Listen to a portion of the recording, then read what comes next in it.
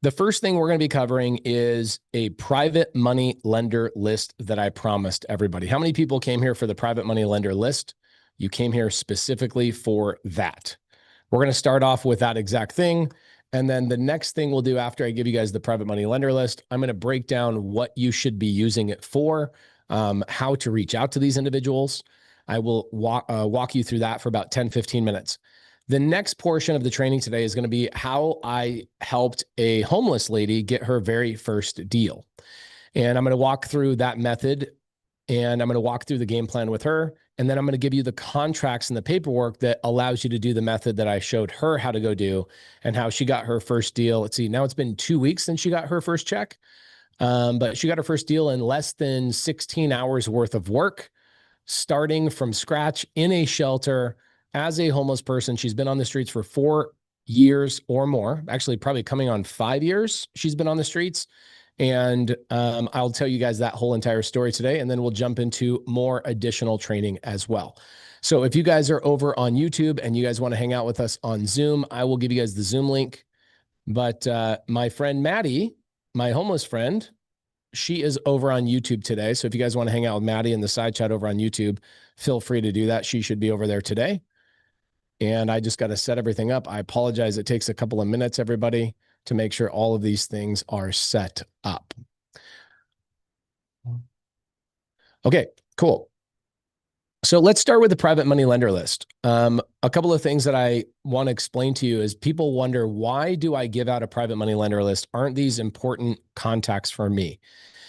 Yes, they are. But the beautiful thing is that I've taught over 15,000 people how to become private money lenders. And so I have endless amounts of people that are private money lenders. And I have taken the ones that are no longer a fit for what I do, and I compiled them in a list and I give them out freely. And here's the reason why. One, I want to make sure I'm bringing value to them because they've funded a lot of transactions for me over the years. And so I want to make sure I give value to them. The other reason why I do this is because I want to kind of obliterate this whole belief system that you need your own money to do real estate deals, business deals, what have you. You don't need any of your own money. And so just introducing you to people that I've personally been funded by kind of gets rid of that whole excuse of I need my own money to do anything in the real estate business. The other thing I really like to do is I like to walk you through how to use this private money lender list and explain to you what these people are doing that I don't really need anymore. I am primarily focusing on long-term loans, buying RV parks, mobile home parks, apartment buildings. And so the private money lenders that I'm mostly working with are ones that are letting me have money from them for 3, 4, and 5 years, and some of them even longer. The private money lenders that I'm giving to you guys are going to be lenders that are like, I'll do a 30-day loan, a 60-day loan, a 180-day loan. I'll do a 2-year loan. They're going to be 2 years or less type of lenders. Can I get a yes from everybody in the comments that you understand it's a different type of lender? Can I get a yes from everybody? Okay, cool. So this is a list. I'll give you guys another one tomorrow. I'm compiling a brand new list, and I'll give you guys another one tomorrow. We'll start right out of the gates doing the same thing I'm doing right now, which is just hooking you up. So let's get right into that. I'll give you guys everybody that gets the list today. It is a Google Drive list. I want to make sure, let's see, when I share it, I want to make sure you can only view it. Okay, cool. I don't want people like editing it and messing with it and deleting stuff because I've made that mistake in the past as well. So in YouTube, I just dropped the link in the side chat for those of you guys that just showed up. And then right now in Zoom, I'm also going to give you guys the list as well. So it is 128 people that are all private money lenders. And as you can see, they have put their name and their contact information right there on that sheet. It's 128 people totaling totaling $23 million in private money. Here's what's cool about giving this list to you. There are people out there that educate on private money lenders, and those people that educate will guarantee you in a 12-month time frame, if you pay them, I think the one that guarantees you private money lenders is they charge $60,000 for a year, and they charge you $60,000 so they can guarantee you 25 private money lenders by the end of the year. What I just gave you for free is 128 private money lenders that I have personally been funded by. These are not people that you have to cold call and ask them if they're interested in private money lending, that I have asked their permission to put them on this list, and they know you will be reaching out. But I want to make sure I coach you along on this, because what happens is some of these private money lenders actually ask me to take their name off the list. And we're going to go through that training for the next 10, 15 minutes so you guys can be a little bit more intelligent in the way that you reach out to these private money lenders, because people that are brand new, they do kind of silly things. And we'll cover that in Private Capital. Now, what is a private money lender? Let me explain that to you for just a minute. And then we're going to jump into the bird dog training like I promised yesterday. For those of you guys who are tuning in for the first time today, my name is Pace Morby, and I love training people, and I love teaching people how to do deals so I can do deals with them. I probably have 100 people in the side chat today that I've done deals with. And so the more I teach, the better I get at it. And the better I get at teaching, the more I can help people. And the more I can help people, the more they do deals, which is really, really awesome. So a private money lender.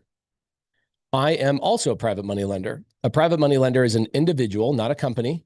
Okay. They're typically an individual that says, hey, I've got 50,000, 100,000, a couple 100,000, maybe even upwards of a couple of $1 million. And they just go, I don't want to be the one that's doing the real estate transaction. I don't want to find the deal. I don't want to find the business to buy. I don't want to manage it, but I do have cash that I want to put to work. And so what they do is they offer that to the public. Okay. And they have to learn how to be private money lenders. They have to learn from me how to do the right paperwork, how to protect themselves, all of those types of things. So this list is a list full of people that have learned directly from me. In fact, all of these people have funded deals for me in the past. These are individuals. Some of them have W-2 jobs, right? They work a 9-to-5 job and they lend money on the side as a passive investment. Other people on here are doing it as a full-time business, but still they are individuals, okay? And where you use their money for typically is in ways that you can't get other lenders to do a specific type of loan, okay? People say, due to heavy collaborator use, some tools for the spreadsheet, there's a lot of you guys on the spreadsheet, obviously. So guys, do yourself a favor. Instead of being on the spreadsheet, looks like there's a little over 100 people on the spreadsheet right now.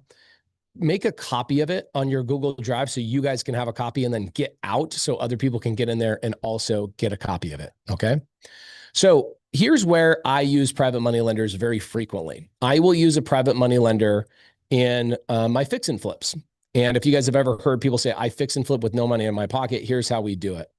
Okay, so here's Pace. I actually just bought a deal from Maddie, the homeless lady. And I bought a deal from her for, here's the house. It's in a city called Tempe, Arizona. That is a city name. Okay. And if you guys want, I can pull the address so you guys can pull it up and see that this is real, because I'm going to explain to you guys how I helped a homeless person from a shelter do her first deal just a couple of weeks ago. And I just really, I think having an actual address where you guys can pull that up just really kind of solidifies that I really do what I say I do. There's the address in YouTube, and here is the address in the side chat on Zoom. Okay, so 2137 East Cornell Drive, Tempe, Arizona. This property I bought for no money out of my pocket, but I bought it for $414,000. Okay, that's after closing costs. That's after people got paid. That's after assignment fees. I bought it for $414,000. Now, I'm also going to go in and I'm going to add $100,000 of renovation to this property, making this house all in. I'll be probably, let's just do another $20,000 of miscellaneous, payments, utilities, all of that kind of stuff, maybe some overage on my renovation budget. I will be all into this $534,000. Okay.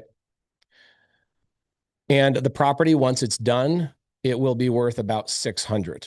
Okay, so will I make a ton of money? No, I won't make a ton of money. I probably will make somewhere to the tune of $40,000 in profit, and I'm okay with that.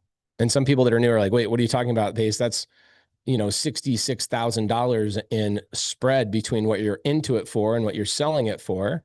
Why are you saying you're only getting 40? Well, because it's going to cost me $26,000 to sell it, right? Real estate agent fees and, commissions and all of those types of things. Okay. So where am I getting my money? Well, for the $414,000, I use a company called myinvestorloan.com. Okay. This is a hard money lender. Myinvestorloan.com will happily give me the first loan. We call this the first lien position. Okay. And this company, My Investor Loan, will happily give me a loan anywhere in the country for all of my flips or all of my BRRRR strategy deals. The problem is they typically will not give me my renovation money, okay, because that's a little bit more risky for them to buy the house for me and pay for the renovation. So what I have to do is I have to go find individuals, okay? These are called private money lenders that will happily come in and pay for the private money that I need to cover my renovation. So my first loan I get is from My Investor Loan. That's this portion, the $414,000. Then my second loan I get is a private money lender that covers my renovation. Now I'm going to primarily focus on the people on Zoom today. So I apologize, people on YouTube. If you guys want to be over on Zoom, feel free to come on over here. We'd love to see you. Love to have you hang out with us. I'll give you guys the link to the Zoom in the side chat of YouTube. All right. So for people in Zoom right now, does everybody now understand what a private money lender is? Give me a yes or a no. Cool. So 99% of people are saying yes, which means I did a good job. Somebody says mostly. Perfect. You will mostly understand everything until you actually take action in the business.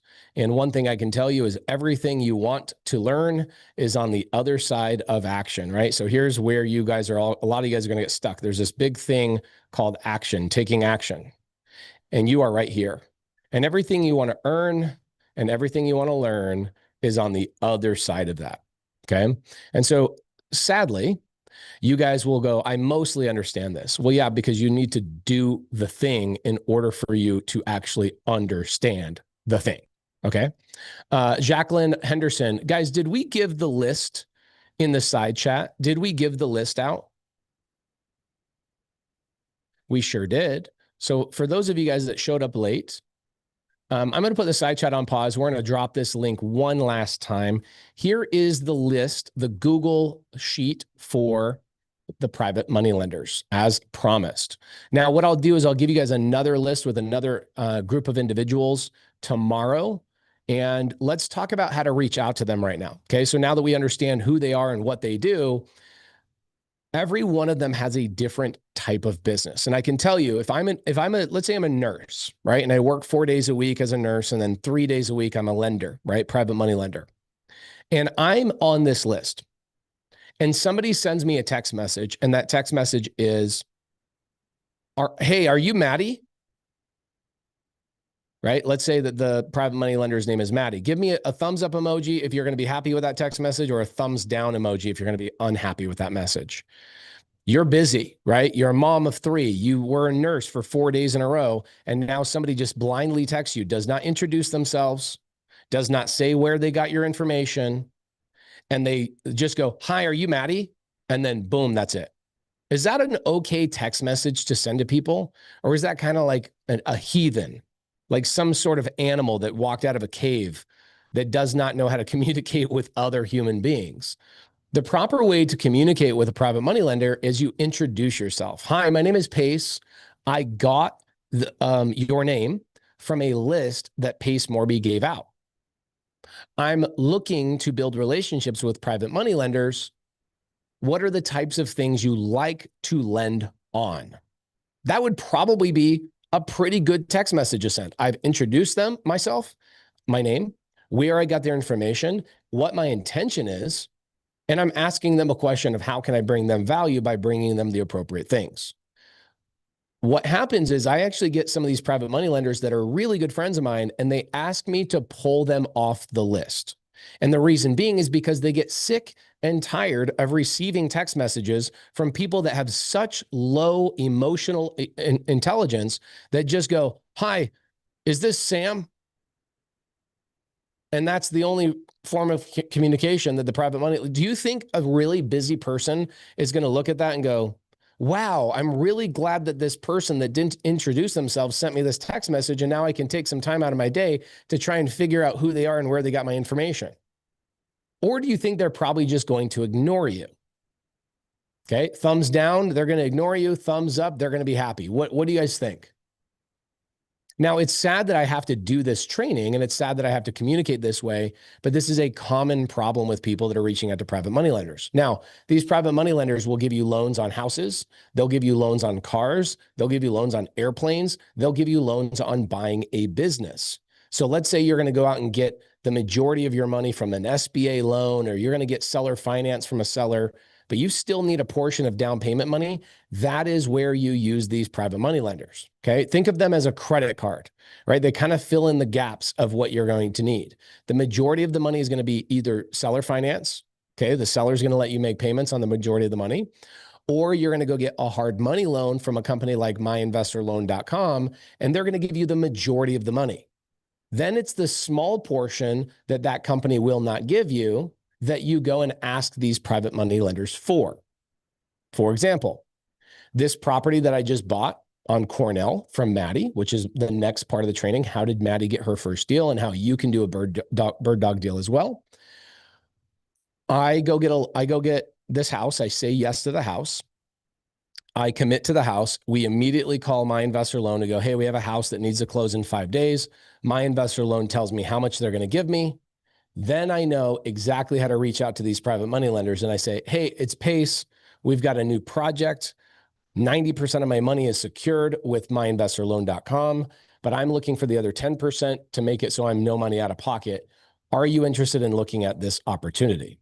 And then based on who replies back, we get on a phone call and we get them to commit to the $100,000 renovation. Most of the time, I actually don't need to get people on the phone because I have a brand and I've also done enough business with these individual private money lenders that I can just shoot them a text, or somebody on my team can shoot them a text, and we can get the $100,000 very, very easily, okay? These are people with real money, with real connections, and if they don't have all the money that you need, they can also go find the money that you need. Have I done a good job giving you guys the link to the private money? And have I told you what these people are willing to do? And have I told you how to reach out to them? Did I fulfill my promise to you today? Okay. I just want to make sure that I clarify that for people, because some people will show up late and go, where's the private money lender list? And sadly, okay, so Tate, I'm going to give you guys the link one last time. Are we okay if I just do the link one last time for the people that like to show up 15, 20 minutes late? I'm going to do the link one last time, and then we're done with this topic and we're going to move forward. Okay. That's the link. It's in the side chat. I will also put it in YouTube one more time.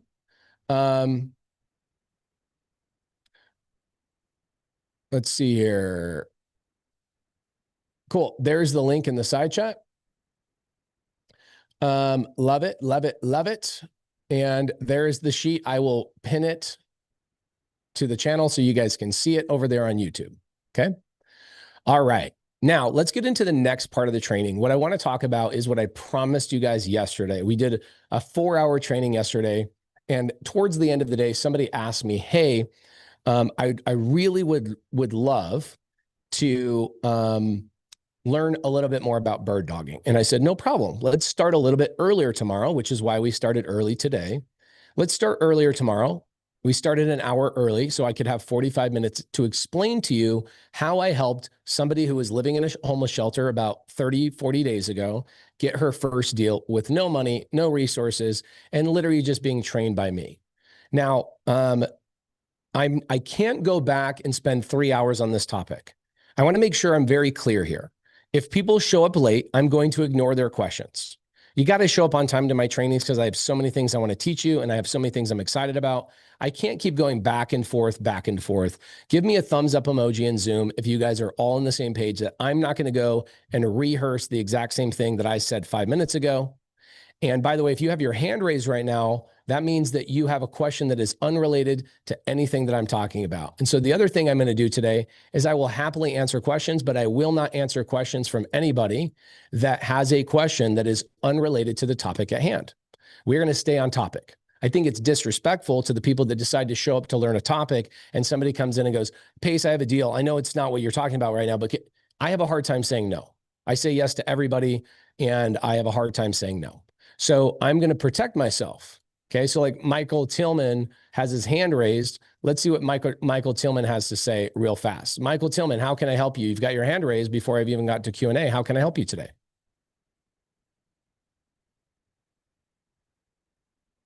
Michael Tillman.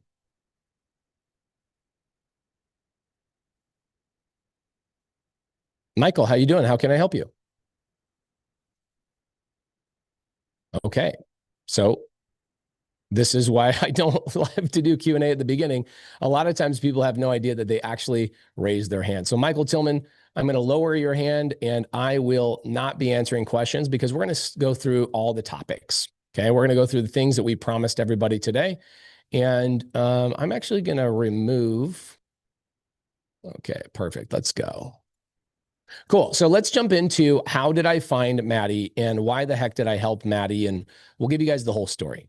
If you guys want to hear the whole story, how it unraveled, I am writing a book and we're donating all the proceeds of this book to homeless shelters across the country. That book will be coming out probably in November or December of this year, which will be awesome. I'm currently through chapter 4 because this is a book that's being written as we actually do the actions. I don't know what the next chapter is going to be until Maddie, my homeless friend, actually does the activity that I told her to do. So her activity actually writes the next chapter. It's kind of cool. It's the first book I've ever written that's anything like that. I've also never read a book that's like, I gave this person instruction and I'm waiting for them to take action in order for me to write the next chapter. I don't know where the book is going to go 100%. So it's been a lot of fun. Middle of April, so I'd say about 6 weeks ago, middle of April, I get an email from a girl named Maddie. Maddie is a African-American woman, 59 years old, has been on the streets for the last 4 years.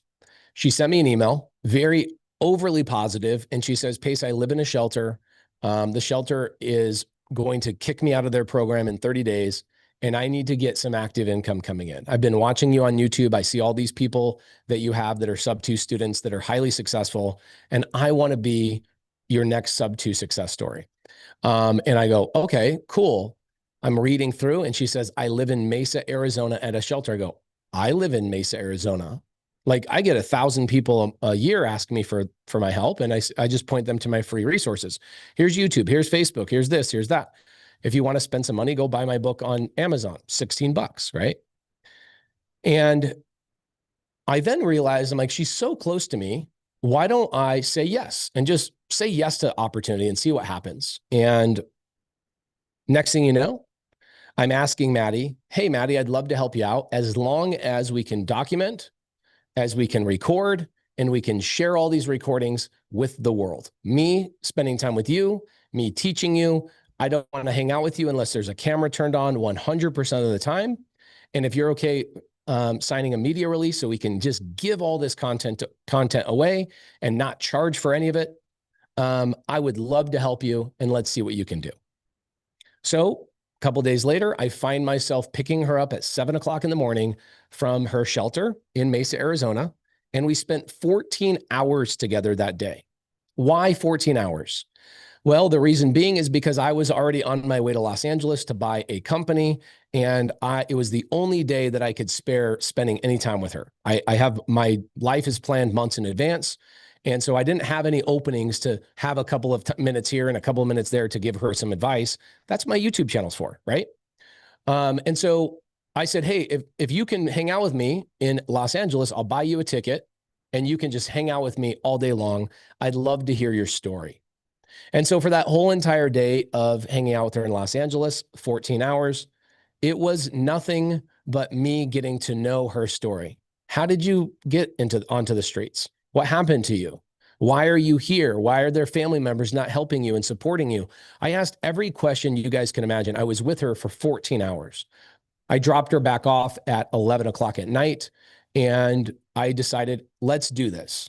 If you're okay with me recording everything, I will show you how to go and do 5 deals, and I will elevate you through those 5 deals to get you into financial freedom in the next 30, 60 days, something like that. So Maddie and I sat down together the following week, and we spent 2 hours together me training her on what I'm going to train you guys on today. Everything that I taught Maddie is everything I'm going to teach you. In fact, I'm probably going to teach you better than I taught Maddie because I'm locked in with no distractions. And we were at my office and I had employees and people coming in and out of the office asking me questions and disrupting everything that I was trying to teach Maddie. And then I sat down with Maddie and I did some of the work in front of her. I showed her how to do it. Instead of me just telling her how to do it, I showed her how to do it. And then I said, the activities are all on you. I will not do a deal for you, but I will give you the guidance and I will be the bumpers on your bowling alley. Okay. Maddie says we had a blast. So there she is in YouTube. If you guys want to see her on YouTube, she's in the side chat. You can verify everything I am saying is real. Hold on a second. I'm going to take my hoodie off. It's 100 degrees in my studio. Hold on.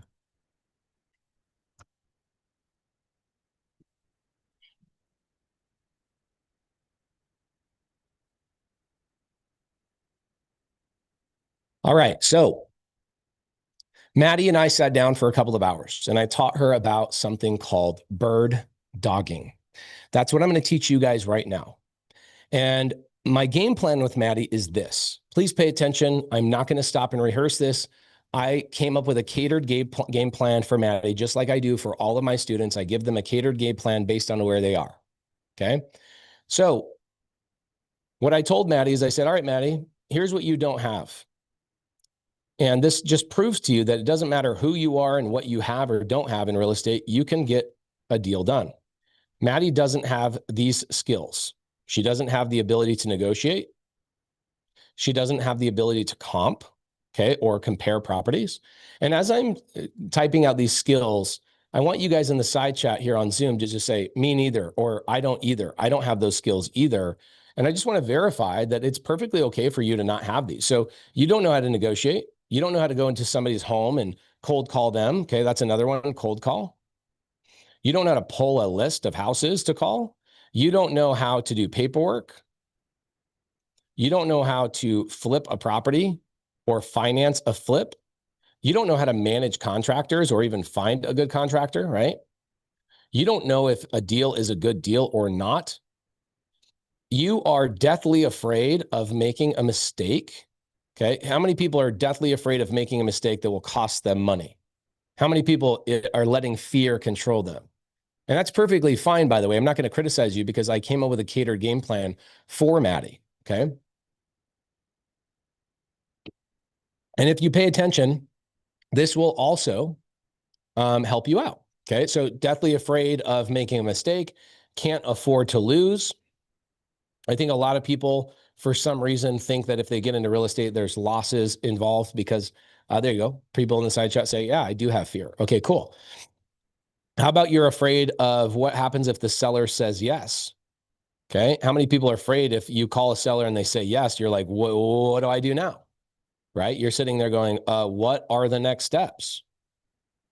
Okay. I could show you how to make calls. I could show you how to do all these things. In fact, I've done it on my YouTube channel for years and years and years. The main thing is people are going to go, what now? What do I do now? Oh my gosh. Oh my gosh. Oh my gosh. Okay.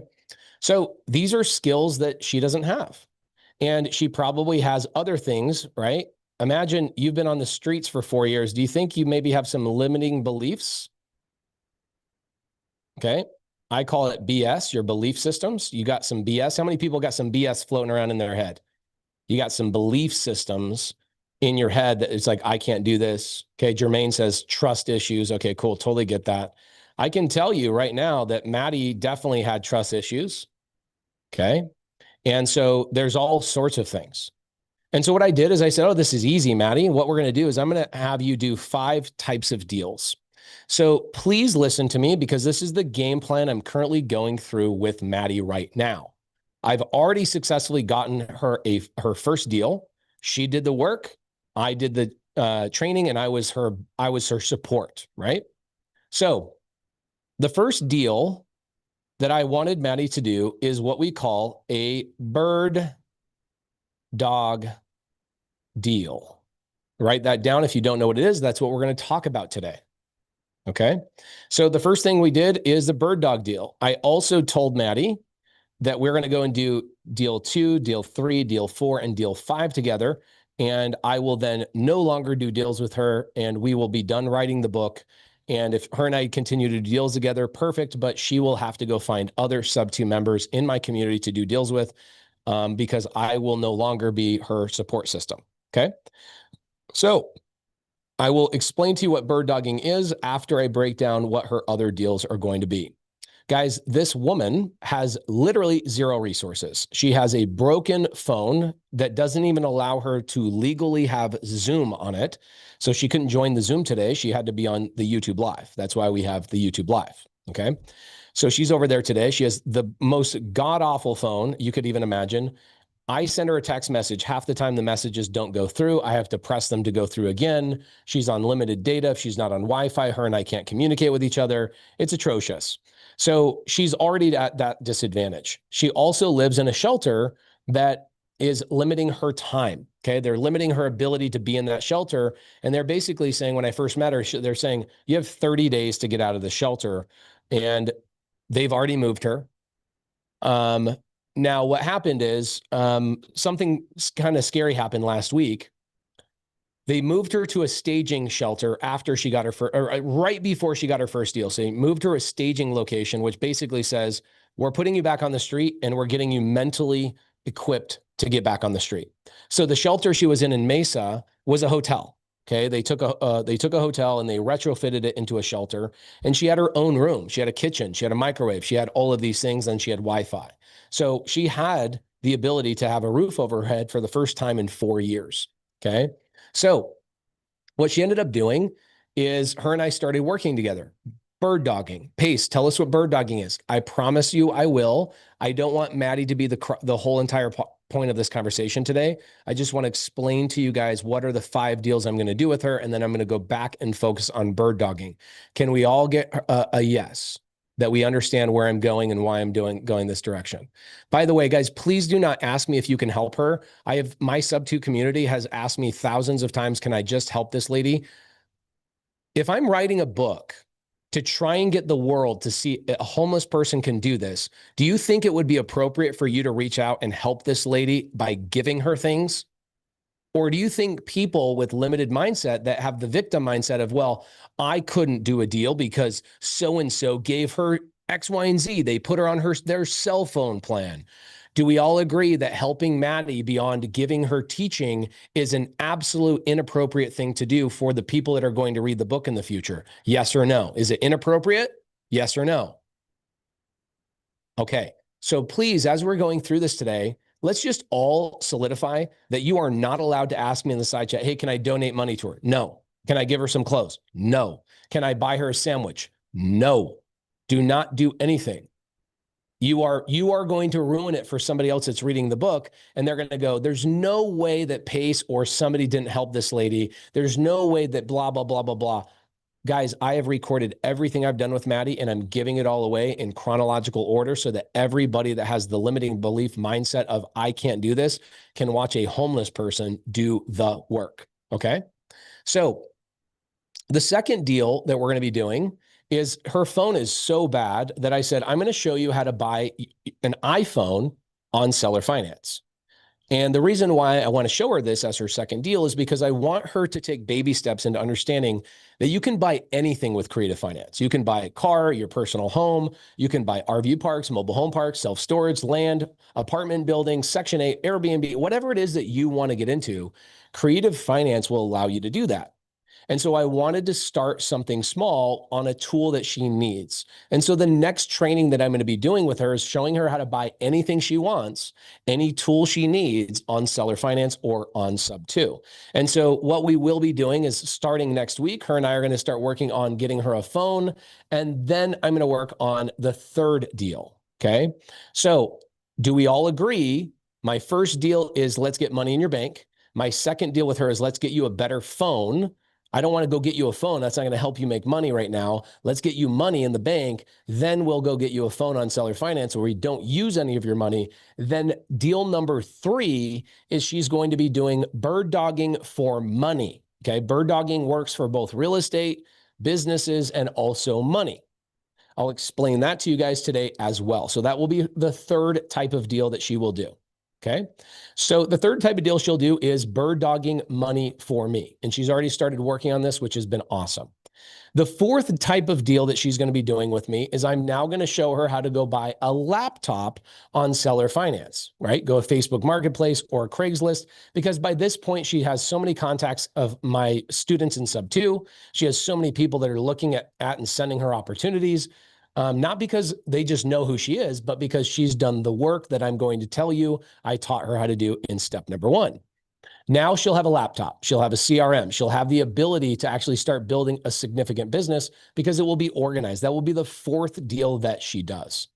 The fifth and final deal that I will be doing with Maddie is that Maddie will have to go and find a home that we can take over the payments on, SubTo, and I will then either A, buy it and pay her a finder's fee. Pay attention to me. This is going to go over some people's heads. Either A, I'm going to say, hey, I'll pay you a finder's fee, just like I would have to you on a bird dog deal. Or B, I will let you partner with me on this deal. That is called a wedge method deal, meaning you find a deal for me, and instead of giving you a finder's fee, I give you ownership in the deal. That's called wedging into ownership. That's the fifth type of deal I'm going to show her how to do, is wedging into a deal with me. That house will end up being a co-living property, okay? A co-living property will end up having 8 bedrooms in that house. We will rent all of those beds by the room. And Maddie, my partner, I'm hoping she chooses to wedge with me instead of getting a bird dog fee. Maddie will then get a room to herself where the utilities, the paycheck, or the mortgage, the electricity, the cleaning, the landscape, the insurance, the taxes are 100% paid for by the other 7 residents, therefore achieving financial freedom for Maddie in less than 60 days. So that is how I plan on getting Maddie out of the shelter. And of course, some people are going to go, well, I can't do that. I already have a house and I have a wife and okay, cool. Got it.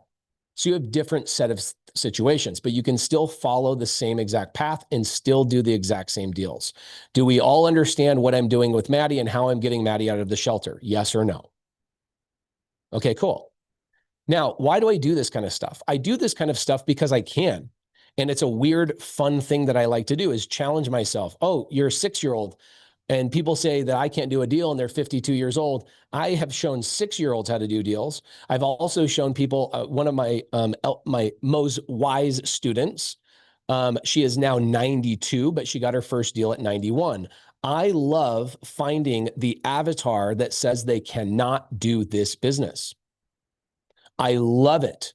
Oh, I'm Black, I'm in this neighborhood, or my background is this, or I don't have parents, or I'm Hispanic and I have a bad accent. Okay, great. I can tell you I literally have thousands of people in every one of those avatars that have done this business based on what I've taught. Okay, so I've never, sadly, been able to document somebody starting from scratch, like literally from scratch. And so this is where this came from.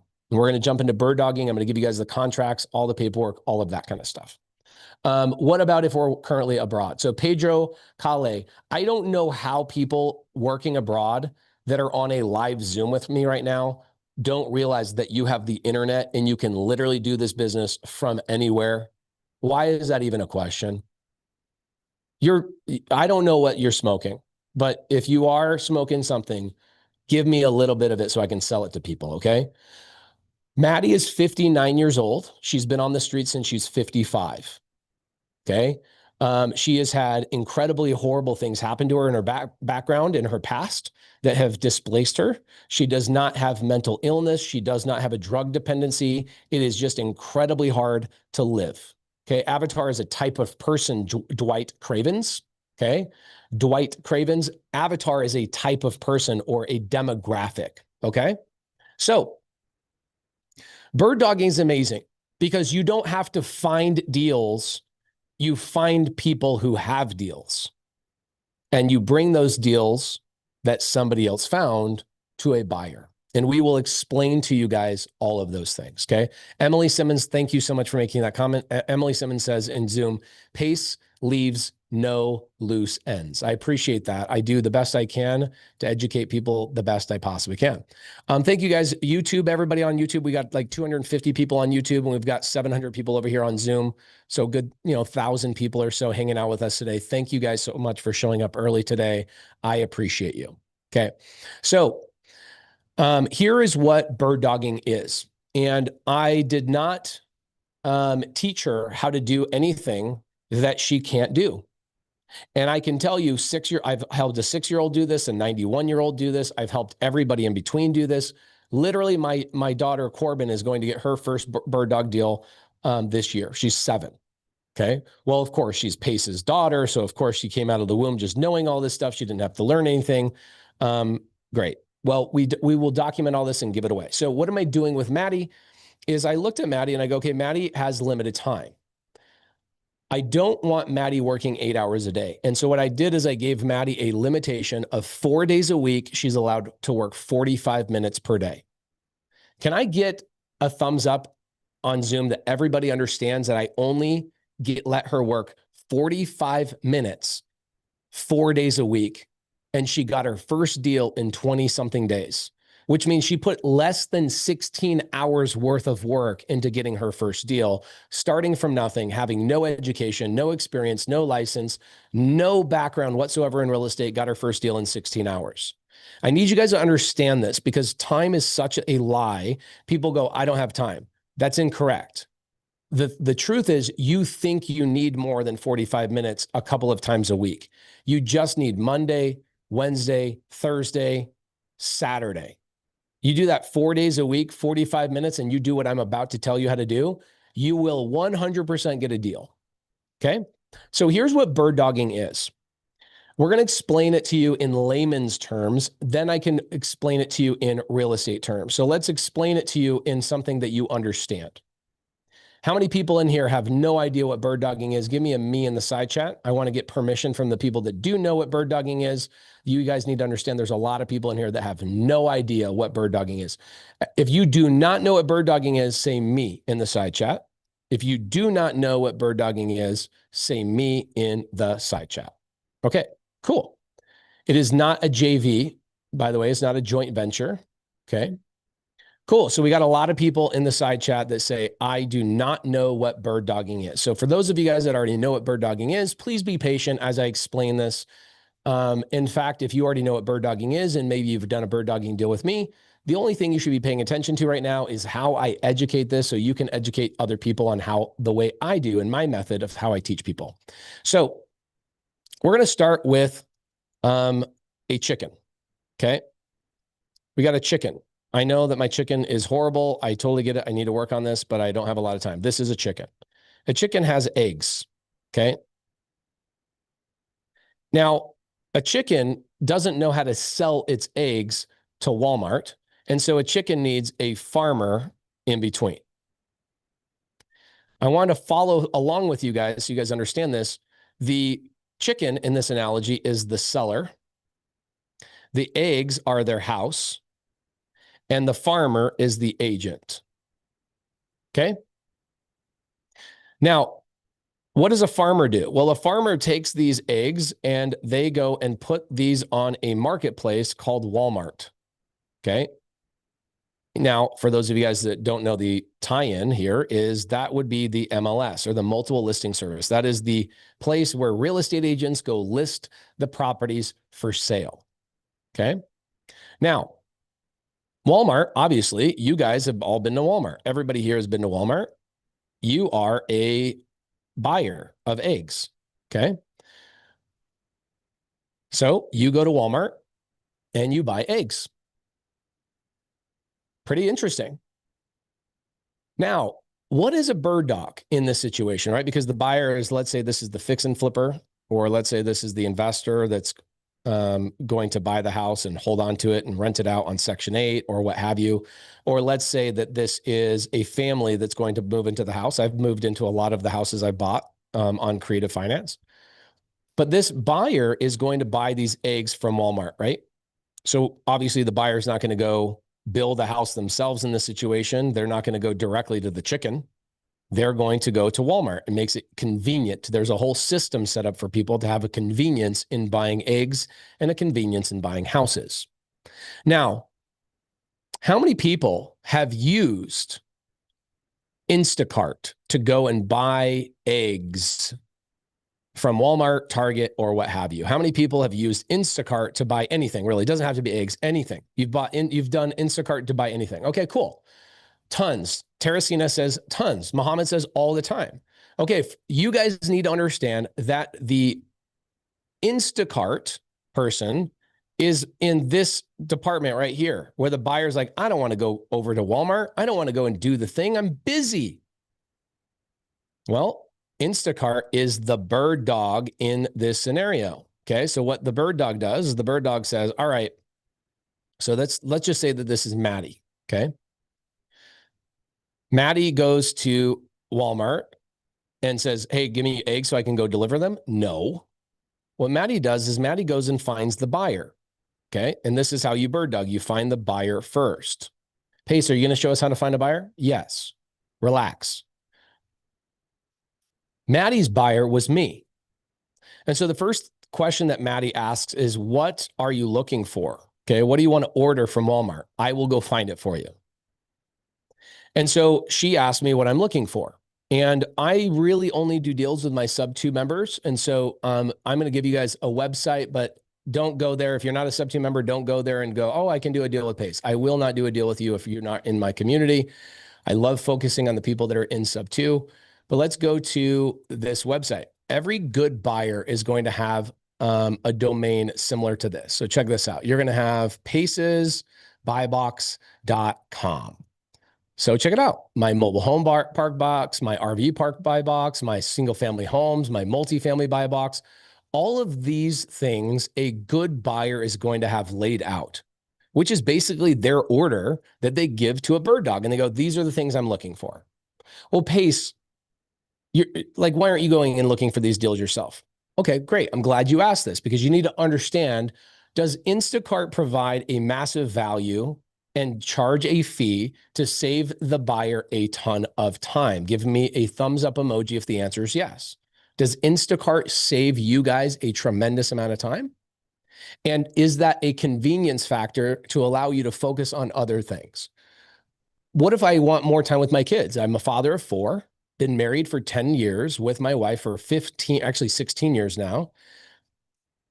I don't want to go look for every fix and flip. I want people bringing them to me so that my team can look at them and run those flips without me. I don't want to be knocking on the doors anymore. I don't want to be cold calling and doing all those things anymore. I did that years ago. What I'd rather do now is just have bird dogs come to me and I pay you a fee. $5,000, $10,000, $15,000. I just paid somebody a bird dog fee on an RV park. One of my students, I just paid them $60,000. I've paid $90,000, $120,000, $200,000 on bird dog fees. Now, it's the Instacart of real estate.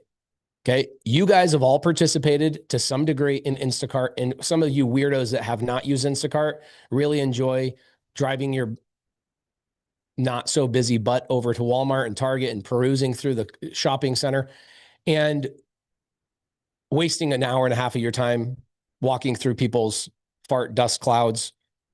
I don't know why that's a thing anymore. Just go to Instacart, go to Uber Eats and order things online. Dude, the second I just started ordering things on Costco online, one, my Costco bills were smaller because I wasn't walking through the lanes and buying things myself when I was super hungry. And I didn't see the things that they all had to offer. I just knew exactly what I wanted and I started ordering online. It saved me 2, maybe 3 hours of my day. It just gets delivered to me. Oh my gosh, what's 2 or 3 hours worth of my time? So this is where a bird dog comes in for people like me. So here's what her instructions were. Her instructions were this. And this is the same instructions for you. Please pay attention. Step number 1, start with a buyer. You do not go, you will never, as a bird dog, please listen to me. This is a rule. I'm going to say this very loud and very emphatically because this will come up in the Q&A section. You as a bird dog will never talk to a seller when you are wearing the bird dog hat. Okay. Do I wear multiple hats? Yes, I'm a lender. Okay. So sometimes my hat is a lender hat. Am I also a flipper? Yes, I do flip houses. Okay. Do I also buy apartment buildings? Yes. They're all different hats. And so when you're wearing the bird dog hat, you are never going to call a seller and you are never going to call an agent. You, as the bird dog, do zero negotiation, zero outreach, zero cold call, zero follow-up, zero, zero, zero, zero, zero. So when you guys come to me and go, Pace, I'm trying to bird dog, and the seller's not calling me back, I go, you're not bird dogging, you're wholesaling, because you are directly to the seller. You are the wholesaler. Okay. You are not the bird dog. The bird dog is the person in between.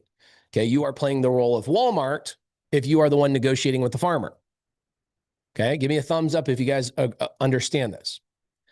So when you start to bird dog, you want to start with your buyer. Why?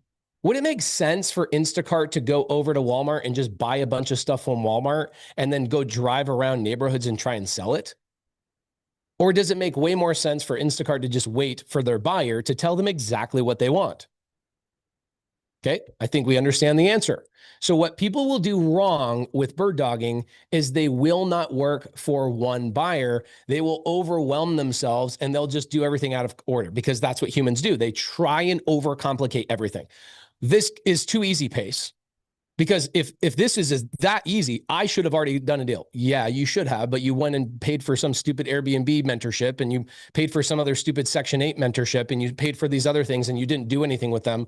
You should have just learned bird dogging from me, because it'll get you your first deal without a license, without any money, without any cold calling, without any outreach. You could have just done all of those things. By the way, don't ever buy an Airbnb thing. Airbnb is crashing, guys. Don't buy a Section 8 thing, okay? If you're going to learn anything, you learn creative finance, and creative finance allows you to do Airbnb. It allows you to do Section 8, allows you to do all of those types of things. Section 8 is one little teeny part of the business. I see people go, what do you think about Section 8? I go, I like it when it's appropriate, but like, who's focusing on Section 8? Like a lunatic. Okay. You focus on buying deals, and those deals will determine what you do with those deals. I'll show you that tomorrow. Okay. Tomorrow, we're going to show you guys how to find opportunities if you do want to go direct to seller or you do want to go direct to agent. Okay. So let's draw out a little diagram. Step number one is always start with a buyer. Who was Maddie's buyer and who did she start with? Who's Maddie's buyer? Pace. Okay. I'm a pretty good buyer. I'm credible.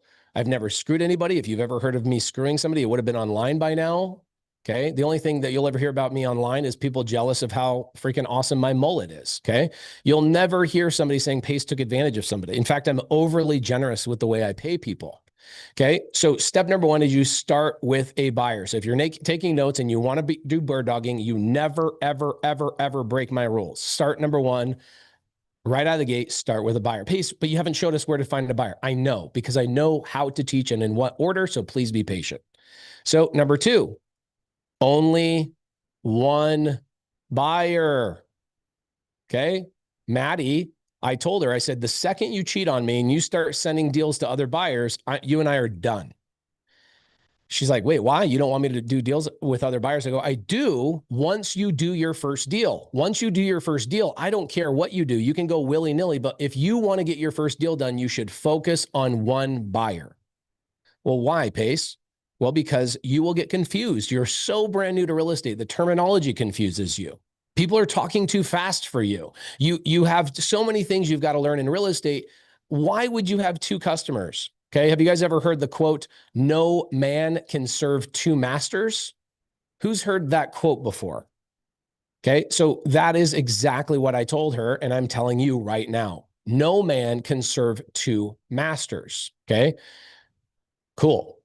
People say it's from the Bible. I'm aware of it, but you know how many people I hear, please don't bring up Bible verses, Pace. So I'm trying to make everybody happy, please. All right, cool. Start with one buyer, only one buyer. Number three, ask what they want. Okay. What are you looking for? What are you buying? Can I bring those to you? Okay. Number four, establish a relationship and a contract. Okay, I'm going to give you guys the contract today. It is technically a JV agreement, but this is a little bit different. Okay, it's a bird dogging agreement. It's a bird dogging deal, but we use the JV contract. I'll give that to you guys in probably 20, 30 minutes. Okay, so you establish an agreement. Okay, and for me, my agreement with Maddie was, Maddie, my team, so I have a team of people that run my flipping business. Okay, Heidi is the #1 person that runs my business. We have a target for our business, like any quality business would have, is we have a target.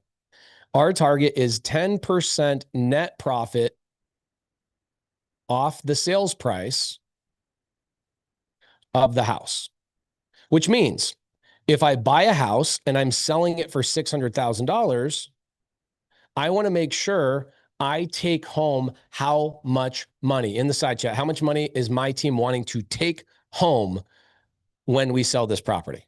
Cool. That's my 60,000. So I told her, if you find me a deal that makes me my 10%, I will pay you $10,000. If you find me a deal that I don't get my 10%, I will pay you $5,000. Okay. Now, if you get me, I've obviously paid a lot of money in finder's fees, but if you get me deals that I get into my 15% range or my 20% range, the fees more than double, right? You can get to $20,000, $30,000 fees. Okay. Cool. Y'all on the same page here. Awesome. All right. Very, very cool. So you establish a relationship and you establish what you're going to get paid. Is every buyer going to pay you the same way? And does every buyer have the exact same methodology? Are they all in the same market? Are they buying the exact type of houses? Are they as fast or nimble as I am? Some are bigger, some are smaller. Everybody's a little bit different. So you're going to establish a relationship because this is your customer. This is the person that's going to buy the deal from you. So don't go to these buyers and go, well, Pace does it this way. Don't do that. That's disrespectful. Nobody wants to hear that, right? That's like breaking up with a girlfriend, your girlfriend, going and finding another girl and go, well, this other girl used to talk to me this way and she used to scratch the back of my head and I don't know why you don't do that. You think that's going to go over very well? Let's not do these knucklehead activities and start comparing other people to other people. Everybody's business is a little bit different. Okay. Sadly, I've got to teach people this because then I get people that reach out to me, all my members in SubTo go, hey, Pace, can you please tell the people that are not in SubTo that when they're bird dogging for us to please not compare us to you? I'm doing that right now. Okay. I'm doing this for plausible deniability. Okay. Adrian Boniardi, how can we recognize those conditions in a for sale property? Okay. So Adrian, you, just like so many other people in here, do we agree I'm talking pretty fast and I'm going through this and you guys are still impatient? You're asking a question that's obviously going to get answered in a couple of minutes. I'm just building up and educating you the proper way. As I've gone through this today, have I missed anything? And maybe do you think there's some more coming up that I'm building up to, my friend? Okay, please hang with me. If you have a question, raise your hand. If I answer that question, drop your hand. I will go to Q&A today, I promise. Okay? So please, I like the side chat, but don't ask questions you know I'm going to cover, my friend. Please, please, please, please, please. Okay? All right. So you're going to establish a relationship with this buyer, and then you're going to go out and what? Are you going to find deals, bird dogs? The answer is no. You are not going to ever find a deal. If you are a bird dog, you are never, ever, ever, ever going to find a deal. A bird dog goes to Walmart, who already has the eggs and the agreement with the farmer. That has already been done.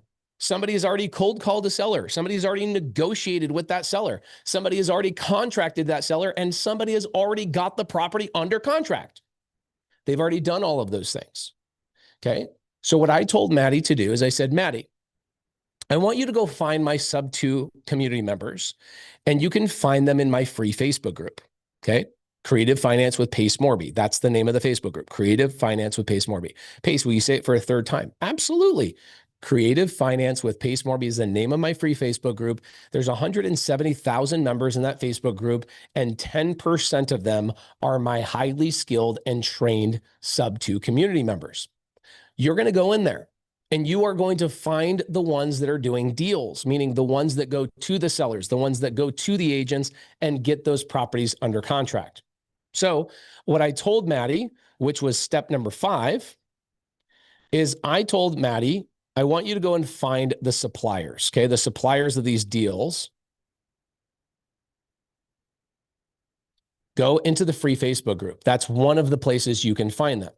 Another really great way to find these people, really simple. Check this out. I'll show you. I'm going to show you right now. For people go, I don't know how to find these suppliers. I just gave you the free Facebook group. There's 16,000 of my students in that free Facebook group, but we can also, let's just name a city. Let's go to Seattle cash buyers.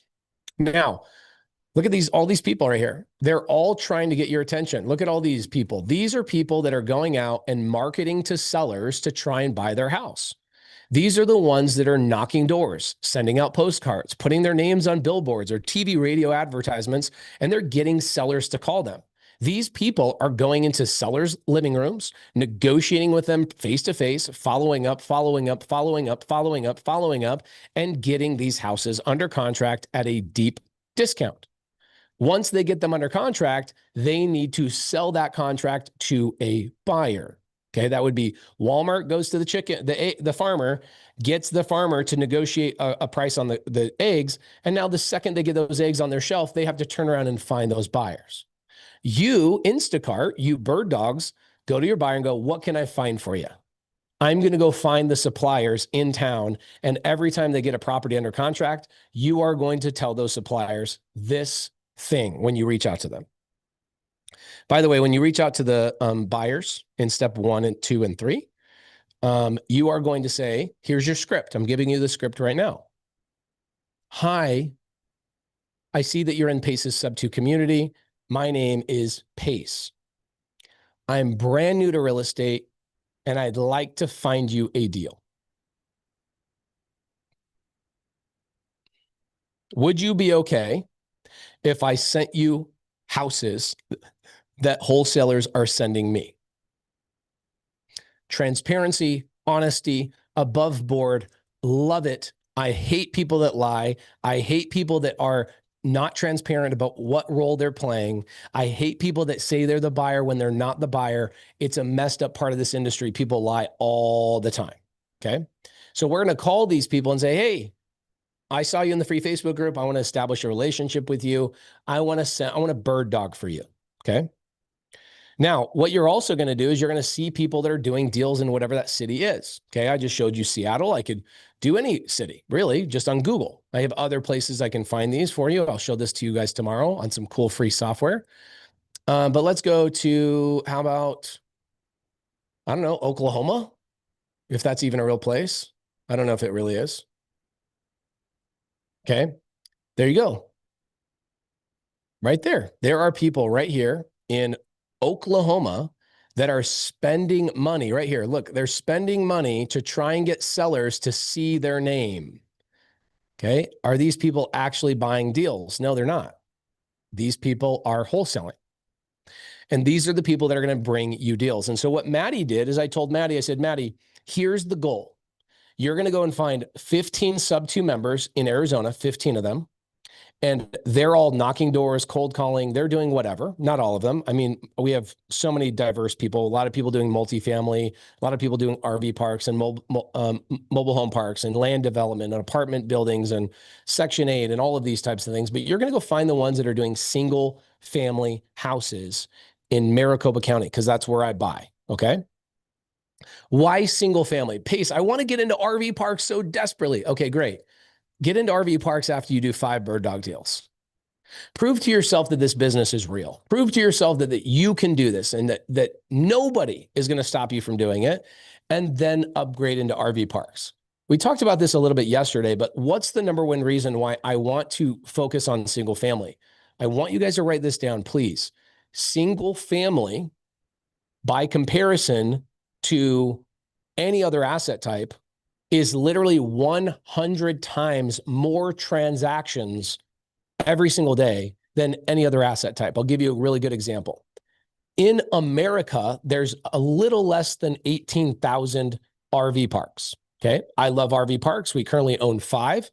There are 17,800 RV parks in the country. Okay.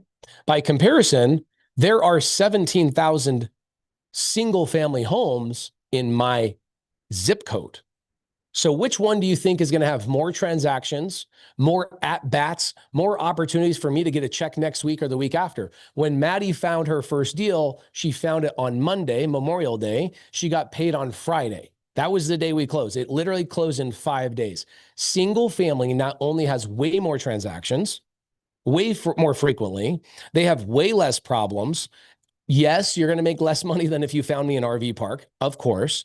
But once you're, and there's a lot of people in the SubTo community here too, is when you guys elevate through the SubTo community and you guys learn the RV parks and the mobile home parks and the apartment buildings, bring those to me. I'm paying somebody $100,000 right now on an apartment building in Phoenix.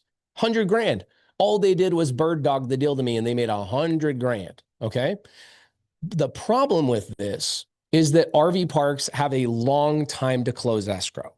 Okay, good example. Maddie's deal, single family. She found it on Monday, Memorial Day. She got a check on Friday. That was the day I owned it. I owned it by Friday of that exact same week. In a holiday week, think about that. Single family homes move so much faster. There's so many more resources and title companies understands them. There's way less issues at hand. On the contrary, I have a SubTo student, Brandon Harris, who brought me an RV park in Kermit, Texas last September. We have still not closed that deal. Why? Well, because there's a title issue. The seller owns the RV park and they own 2 acres next to it. And I want both of those because I want to expand the RV park into those 2 acres once I own the property. The problem is the county says he doesn't own it. He has proof he does. And so we have to now go to court with the county and prove to them that they own it. Welcome to RV parks. Welcome to multifamily. Welcome to mobile home parks. Welcome to land development. Welcome to all of those types of things. And so if you're brand new, you should not be chasing a big, heavy elephant. Okay. You should be chasing the baby elephants. Okay. The smaller deals that are easier to catch. Are we all on the same page? Give me a yes if we're all on the same page. If you have not done a deal, start with single family. And I know you guys will hear some of my friends, people like Grant Cardone and other people go, just skip single family and go to multifamily. Okay, that's easy for him to say. The guy who did his first 25 deals were all single family. In fact, every single multifamily friend I have to go, oh, if I could go back, I would have skipped single family. I'm like, yeah, but you couldn't. Because the knowledge you gained in single family gave you the ability to stay in the business to learn the multifamily. Okay. So when you guys are trying to get a check in the next 2 weeks, 3 weeks, 6 weeks, whatever, it will not happen with a business. So you guys talk about, a lot of my friends talking about buying businesses online. Okay. Is buying a business a fast transaction? Yes or no? Absolutely not. The average business transaction, due diligence and funding takes 18 months. You do not have 18 months, my friends. You need to get some quick at-bats. And so why I told Maddie to stay with single family, she started sending me multifamily stuff. I'm like, Maddie, focus. Do not send me stuff that's not going to get you a deal right now. Okay. So I told her to focus on single family. So here are the steps. And this is how bird dogging works very specifically. I told you the party is involved, but now this is actually what happens. I'm going to explain this to you and you're going to go, I'm missing something. There's no way that that's all she did to get a deal. Yes, this is exactly all she has to do. And it's all you have to do as well. As long as you have a good buyer, it's exactly how this works out. Okay. What Maddie had the instruction of doing and what bird dogging is and what I've created is just a very simple methodology. It's been going on for a long time. Before I was born, people bird dog deals all the time. People bought bird dog tractors for each other. I have a neighbor right down the road that's like, I'm looking for a John Deere tractor, 4120, blah, blah, blah, blah, blah. My other neighbor found it for him and upcharged it $5,000 and he made $5,000. Okay. Bird dogging happens all the time around you. It's always happening around you. You just don't you're not aware of it. Okay. So here are the activities that Maddie had to do. She went out and she found 15 SubTo members that were learning or that were doing wholesale. Okay. So these 15 members, I'm not going to write all 15 people. She went to all of these people. Okay. This is Maddie. By the way, as I describe Maddie doing these activities, remember, she's literally doing this now, sleeping on a cot in an open room.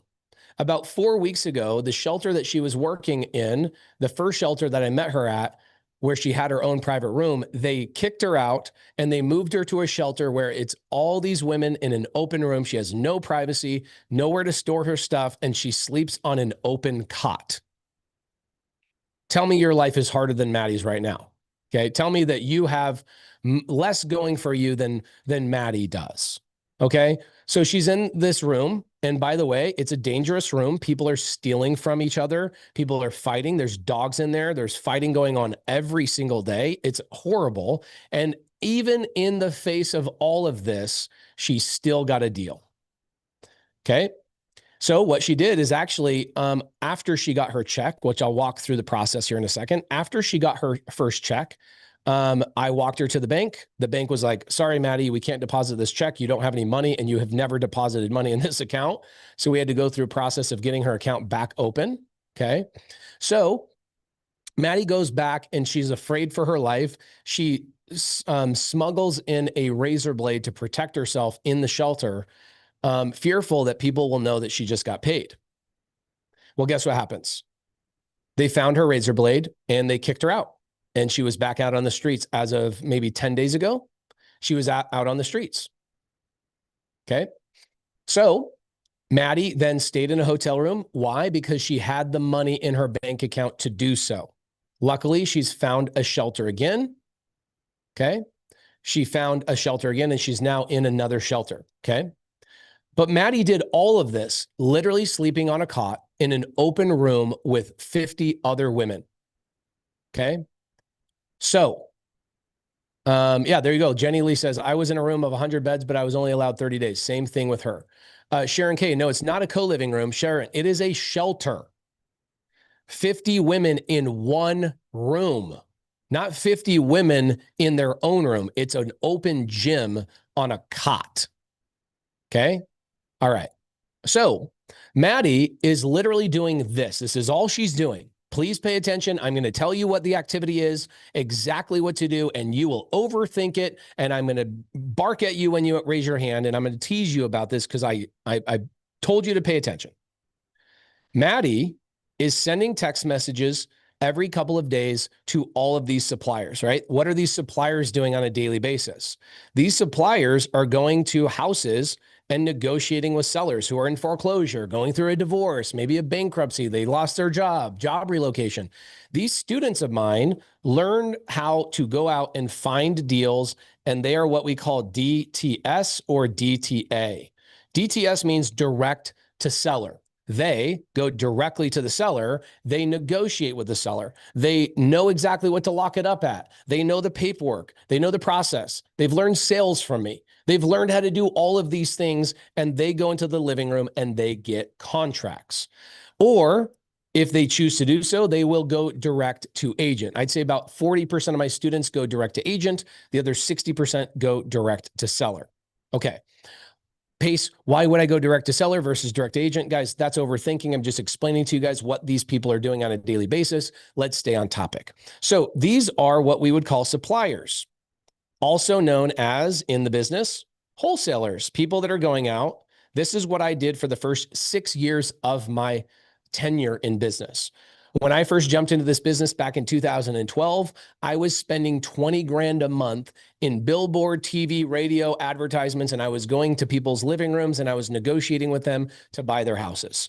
I became one of the best in the industry. I was number 3 in all of Homevestors. Homevestors is the We Buy Ugly Houses people. I was the number 3 best closer out of 1,100 people in that franchise model. I loved it. I had so much fun. Okay. But I'm a great negotiator. Okay. I'm great with people. I'm unbelievable. I have no fear. In fact, actually, no, I'm sorry. Let me say that the right way. I have a lot of fear. In fact, my friends, I operate out of pure fear all the time. I am fearful of the future. I am fearful of leaving enough to my kids. I am fearful of not getting to my highest potential. I am fearful of being anything like the people from my past. I'm fearful of having a marriage like people in my immediate surroundings. I'm fearful of having a 9-to-5 job. I am fearful all the time. The difference is my fear propels me, and a lot of your guys' fear keeps you in analysis paralysis. Okay. I was also fearful. I still am fearful every day. I work my guts out every single day. I don't know what AI is going to do. I don't know what robots are going to do, but I can tell you it's going to decimate 90% of people's jobs in the next 15 years. That scares me. So what am I doing? I'm focusing on affordable housing where the government will continue to pay the rent for me. Section 8, HUD, VASH, pensions, people that are on pensions or retirement funds or Social Security. I am focusing all of my tenants on those types of situations. But one thing I can tell you is I was really good in the living room. It's what I did for a long time. I used to take my kid, Asher, when he's 17 now. I used to take Asher when he was 6 on these appointments. And we would stand in appointments, no air conditioning. These people are losing their houses to foreclosure or what have you. And I would sit in those rooms and I would negotiate. If I am a wholesaler, I'm spending money, I'm going into living rooms. Do I have a lot of time to go and find my buyer? No. I spend all my time trying to get my next seller to get me another contract. Wholesalers make their money in the living room negotiating with sellers. That's where we make our money. And so we love it when a bird dog or somebody who's doing the disposition, getting rid of our deal, they come along and go, can I help you sell that deal? So Maddie reached out to all of these SubTo members. Where did she find them? Pace, she's not in SubTo. She found them in my free resource, Creative Finance with Pace Morby Facebook group. I did not introduce her to them. I did not do the work for her. Now, if you were in SubTo, I would have just introduced you to them. I would have just said, oh, here you go, boom, boom, boom, boom. I would have given you the cheat code. But what I did is I gave her the same resource that you have, the Creative Finance with Pace Morby Facebook group. She goes in there and she finds 15 members of the SubTo community in Arizona. Okay, we have 16,600 members in the United States and another 5,000 in 29 other countries. She went and found the 15 that are in Arizona that were easy for her to find. They were posting deals and talking in the Facebook group all the time. And she reached out to them and said, hi, here's the script for you guys that love scripts. Hi, my name is Maddie. I have a really solid buyer. Would you mind if I show your inventory to my buyer and get paid a fee from my buyer? I'm going to say that again. I don't memorize scripts, but I'm going to give you basically what I'm saying.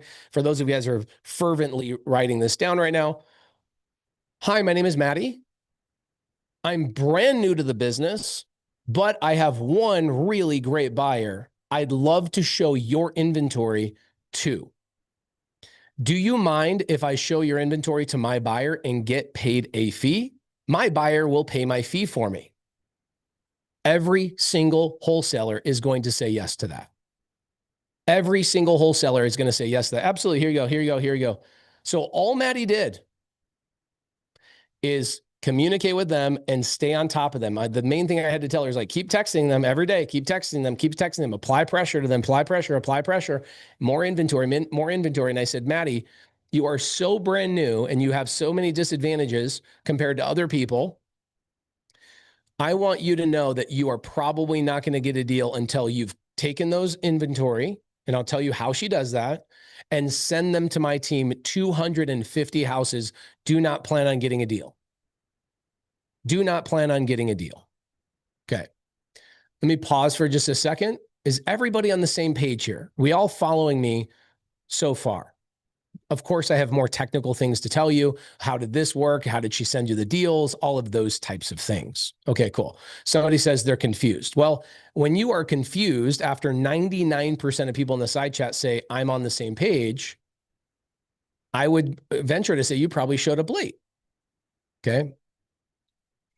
Okay, so LaShanta Barker, she says, so Maddie only talks with the wholesaler, not the buyer. Okay, so LaShanta, who is the buyer in this situation? We've already covered this. I'm the buyer. So of course she's communicating with the buyer. Step number one, by the way, LaShanta, tell me you showed up late without telling me you showed up late, right? One buyer. She is working with one buyer. She found one buyer, which is me. She found me. I'm her buyer. I gave her exactly what my buy box is. You can see my buy box and see what a good buy box looks like, pacesbuybox.com. And she knew exactly what to start looking for. She then went to 15 wholesalers and said, I have a buyer. Please send me inventory. Here's exactly how this works. They send her the address, the photos, and the price. She copies it and pastes it to my team. Okay. She was sending these to properties@pacemorby.com. By the way, if you're not in SubTo, I will not do a deal with you. If you are in SubTo, please send us deals. I'd love to bird dog with you. Properties@pacemorby.com. So Maddie is literally copying and pasting the price exactly the way it came across to her. She's not marking it up. She's not changing the price. She's not doing anything. She doesn't know if it's a good deal. All she needs to know is if it's inside of my buy box, if it's in the city I'm looking for, the bedroom bath can I'm looking for, maximum price. I don't want to do $5 million home. So if somebody sends you a $5 million home, please don't send that to me. Those types of things. She copies those price, address, and photos, pastes them to my team. My team then takes 24 hours to reply to her. And when I educated her on this, this is what she thought. She's like, that's all I have to do. I go, yep. She's like, that sounds too easy. I go, yeah, it's meant to be easy. Like, it's meant to be so stupid easy that if you don't do this, you literally just don't want to be in the business. This is like literally the simplest thing on the planet. And I introduced her to a student of mine who had just sold me a deal on bird dogging. Her name is Kelly Humbarger. And Kelly made $10,000 maybe 3 weeks prior to Maddie reaching out to me. So I took Maddie to the house and I said, Maddie, Kelly has been in my community for a year. So she knows her stuff. She sent me, Kelly sent me 8 addresses. I said no to 7 of them. I said yes to the 8th one, and Kelly made $10,000. And Maddie's like, that's all I have to do. I go, yes, but here's the thing. You are going to get shiny object syndrome, and you are going to send me things that are not in my buy box because you're excited. You're going to send me stuff in Atlanta, which she did. You're going to send me stuff multifamily, which she did. I had to keep telling her, stop sending my team things that are not in the buy box over and over and over and over. Because she would just copy and paste, copy. And she's like, oh my gosh, I could do this. I could do this all day long. She's literally copying and pasting addresses, prices, and photos to me, the buyer. My team then replies to her and says, that's priced too high. If you can get it to us at a lower price, we'll buy it. If you can get it to us at a lower price, we'll buy it. And Maddie heard this multiple times. I have never seen somebody send as many houses as Maddie did without getting a deal. And I'll tell you why. Right after I introduced her to Kelly, who only sent me 8 addresses to get her first bird dog deal to make $10,000, there was another girl named Dajay who was also in my community. Goes, oh, that's all it was, Kelly? Was that literally is all it was? And Kelly says, yes, Dajay, that's literally all it is. So Dajay now, she's been bird dogging for 2 months. And I think Dajay's done, I think she's probably at 5 deals now. Okay. She drives truck. She's a young Black girl, so disadvantages left, right, and center, and she still made it happen. All she did was copy and paste 6 addresses to me. Now her team, she on the first deal she did with me, she only made $5,000. Why? Well, I've already educated you on this. She got paid $5,000 because my team did not hit our target of our net profit. Kelly, on the deal that she got paid on, we did. We are going to make $100,000 on that $1 million flip, and therefore Kelly deserves a $10,000 fee. The deal I bought from Dajay and the deal I bought from Maddie, we won't quite make our target. And so our fee goes down to $5,000. Cool. So Maddie, unlike Dajay, who sent me 6 addresses and got paid, and Kelly, who sent me 8 addresses and got paid, I told Maddie, do not expect that. These are both people that are already in my community. They have access to all my training. They have access to all of these other members inside the community that are highly advanced. They have all these resources you don't have. So I want you to understand you are going to struggle, but I'm going to put a limitation, or not a limitation. I'm going to put an expectation in your heart that I do not want you to quit until you get to 250 houses sent to my team and 250 no's. And if you still have not gotten a deal, then we know there's something wrong. Once you are at 250, not 249, not 300, 250. And Maddie goes, done. I got it. I know exactly what you're telling me. You have low expectations of me, as I do of myself, because I'm so new to this business. Well, Maddie sent me, she sent me 30 addresses and we said yes to 2. The problem is Maddie copies and pastes those addresses to my team. My team says, yeah, we'll buy that deal. We can go flip that deal. We like that. Maddie, her phone gets her messages so late that by the time my team told her, yes, she got the reply 2 days later. She told the wholesaler, my SubTo student, hey, my buyer really likes this deal. Can we lock it up? And what do you think my SubTo student said? Sorry, I already sold that deal. It's gone. Maddie did not give up. She just kept going. She knew that she missed out on 2 deals because her technology is so bad and her situation and her internet is so limiting. So Maddie just kept going. And on Memorial Day, I woke up and I looked at all the addresses that my team had not looked at yet because it was Memorial Day. My team was off. And so I went through and I looked at the houses that Maddie sent to us. And Maddie sold me, did a deal with me in Tempe, Arizona, which I already gave you guys the address, Cornell Ave. And we bought it for $414 after closing costs and everything else. I'm putting $100,000 into it. I'm borrowing that money from private money lenders. So I'm in the money, the deal, no money. Maddie made $5,000. She found it on Monday. She got paid on Friday. I bought it that fast. She got to 46 houses of copying and pasting. And here's the beautiful thing about this. And when you have one buyer, which would be me in this situation with Maddie, for you, it'd be another one of my SubTo members. Maddie got feedback on all 46 houses of why we did not want to buy those deals. And so what I want you guys to write down right now is you don't get to earn. Okay. You do not get to earn before you learn. And you also don't get to learn before you earn. That's super confusing. What you need to write down is you have to earn while you learn, meaning that you need to learn on the job. Stop going and learning how to comp on YouTube videos. Learn how to comp by sending properties to your buyer and get your buyer to give you feedback and go, hey, Maddie, this is not a good deal. It's $40,000 overpriced because of these 3 comps. That is the only way that any of this information is ever going to stick with you, is actually be actively involved in bird dogging or something at a higher level. Bird dogging, my friends, is by far the lowest level activity that you can do in real estate. It does not require a license. It does not require a dollar. It does not require anything but a broken cell phone with shattered glass and internet connection. You can do this from anywhere in the world. Anybody believe that they can't do this from where they live right now? Israel, Canada, Mexico. Do you feel like you can't do this from somewhere else in the country? Okay. Now, anybody go, wait, that's way too easy. Wait, that's way too easy. Anybody go, oh my gosh, that's way too easy. That sounds way too easy. Cool. Yeah, that's it. Welcome to real estate. Welcome to ways I create ways to get people into real estate. It really is that easy. Okay, so Peppo says, yeah, but where do I find buyers?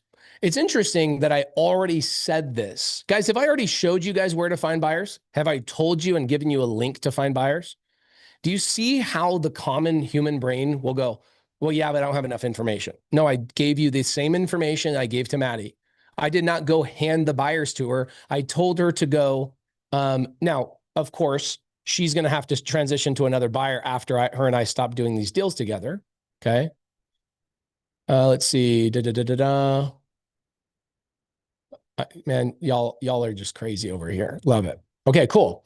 So that is bird dogging. Bird dogging gets you the ability to get into the business very simply. It requires zero money. It's happening thousands of times every single day. In fact, what I want to show you guys is something that's very common. I'm going to show you the settlement statement of the property that I bought. Hold on, my wife is texting me.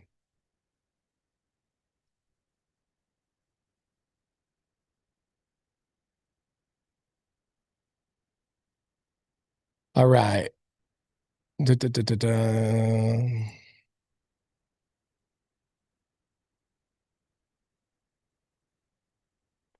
All right. Let me pull up the settlement statement for Maddie on Cornell. I want to show you guys the settlement statement and show you that there were actually 3 bird dogs that got paid on this one deal. Okay. 3 bird dogs got paid on this one deal, and I didn't know that until after we closed escrow. Welcome to real estate. It's kind of a fun little thing. Okay. Full owner policy recorded, final statement. Okay, cool. Sorry, guys. It takes a second for me to pull these up, and I'm going to also hide these sub-team members' names, but I want to at least show you guys what this looks like. Just give me a second. By the way, I think there's some people who have questions. I'm going to lower everybody's hands right now. If you have a question specifically to bird dogging, please raise your hand. If you do not have a question to bird dogging, please, for the love of God, do not raise your hand. You guys derail every single buddy. Everybody else is trying to learn today. Nick Choi, how you doing? So, Pace. What up, man? What do you got? How can I help you?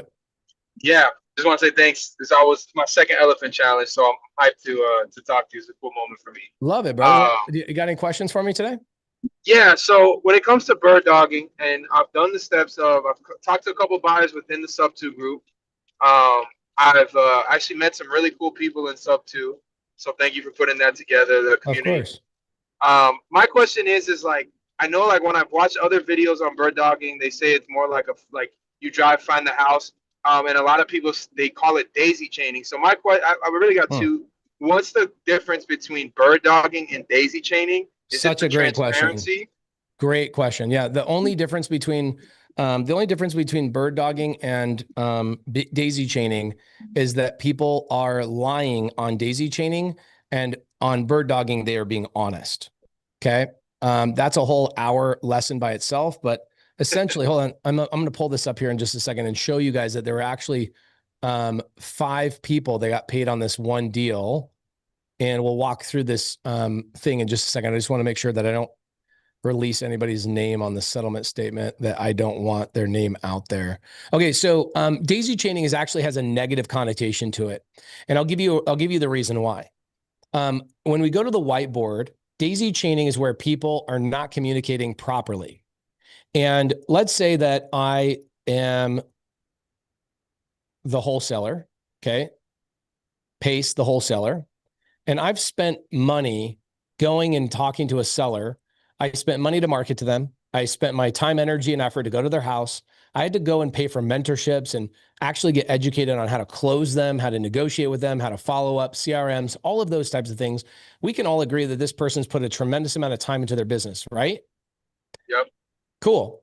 So what happens is the people that do not respect that don't understand that the hardest thing I have to do as a wholesaler in this business, please understand, please understand, the main thing that I do, the hardest thing I do as a wholesaler is make promises to a real human being that lives in the house.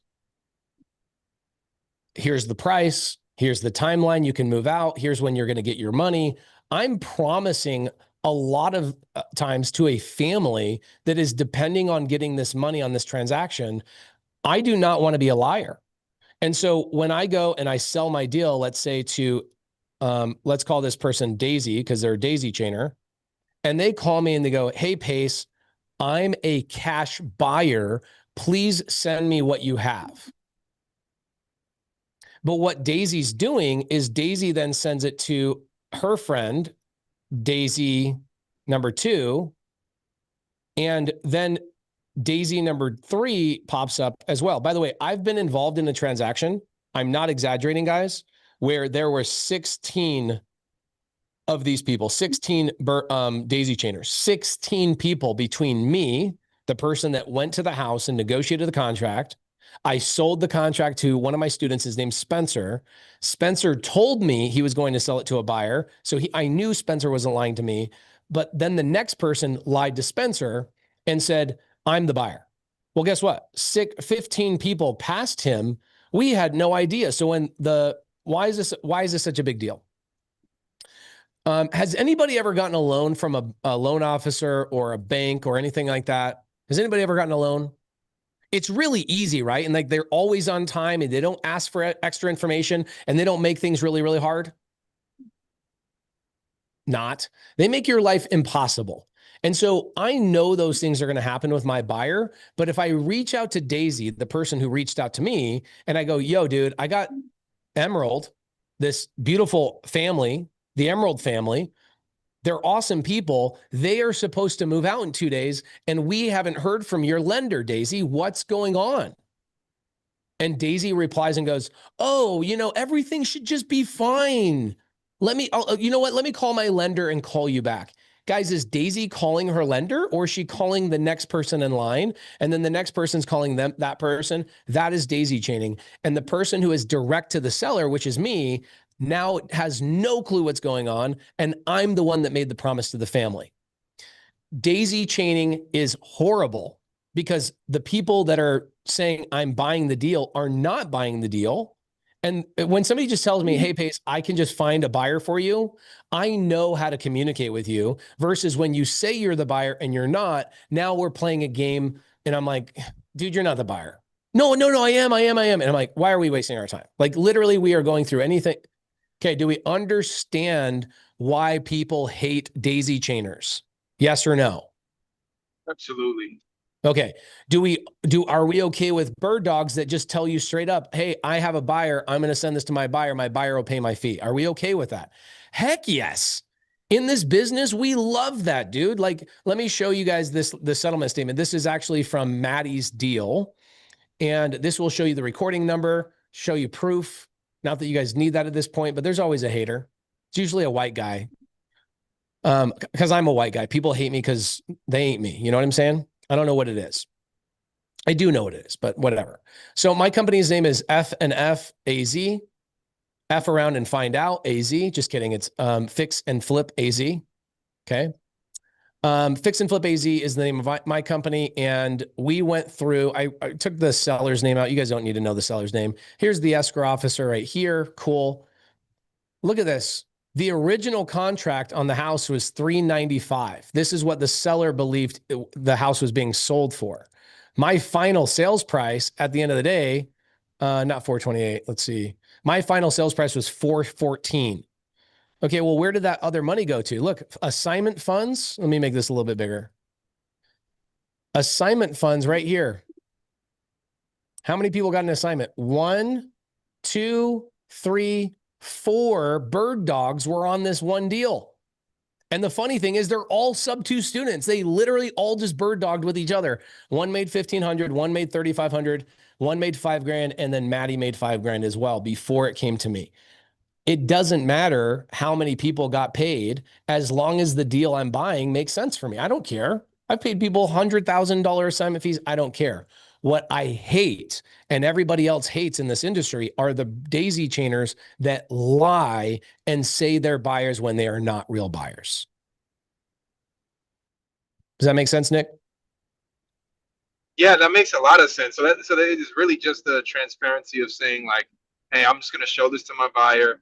So does that make you very different from someone that says, hey, I'm a dispositioner? No, same thing.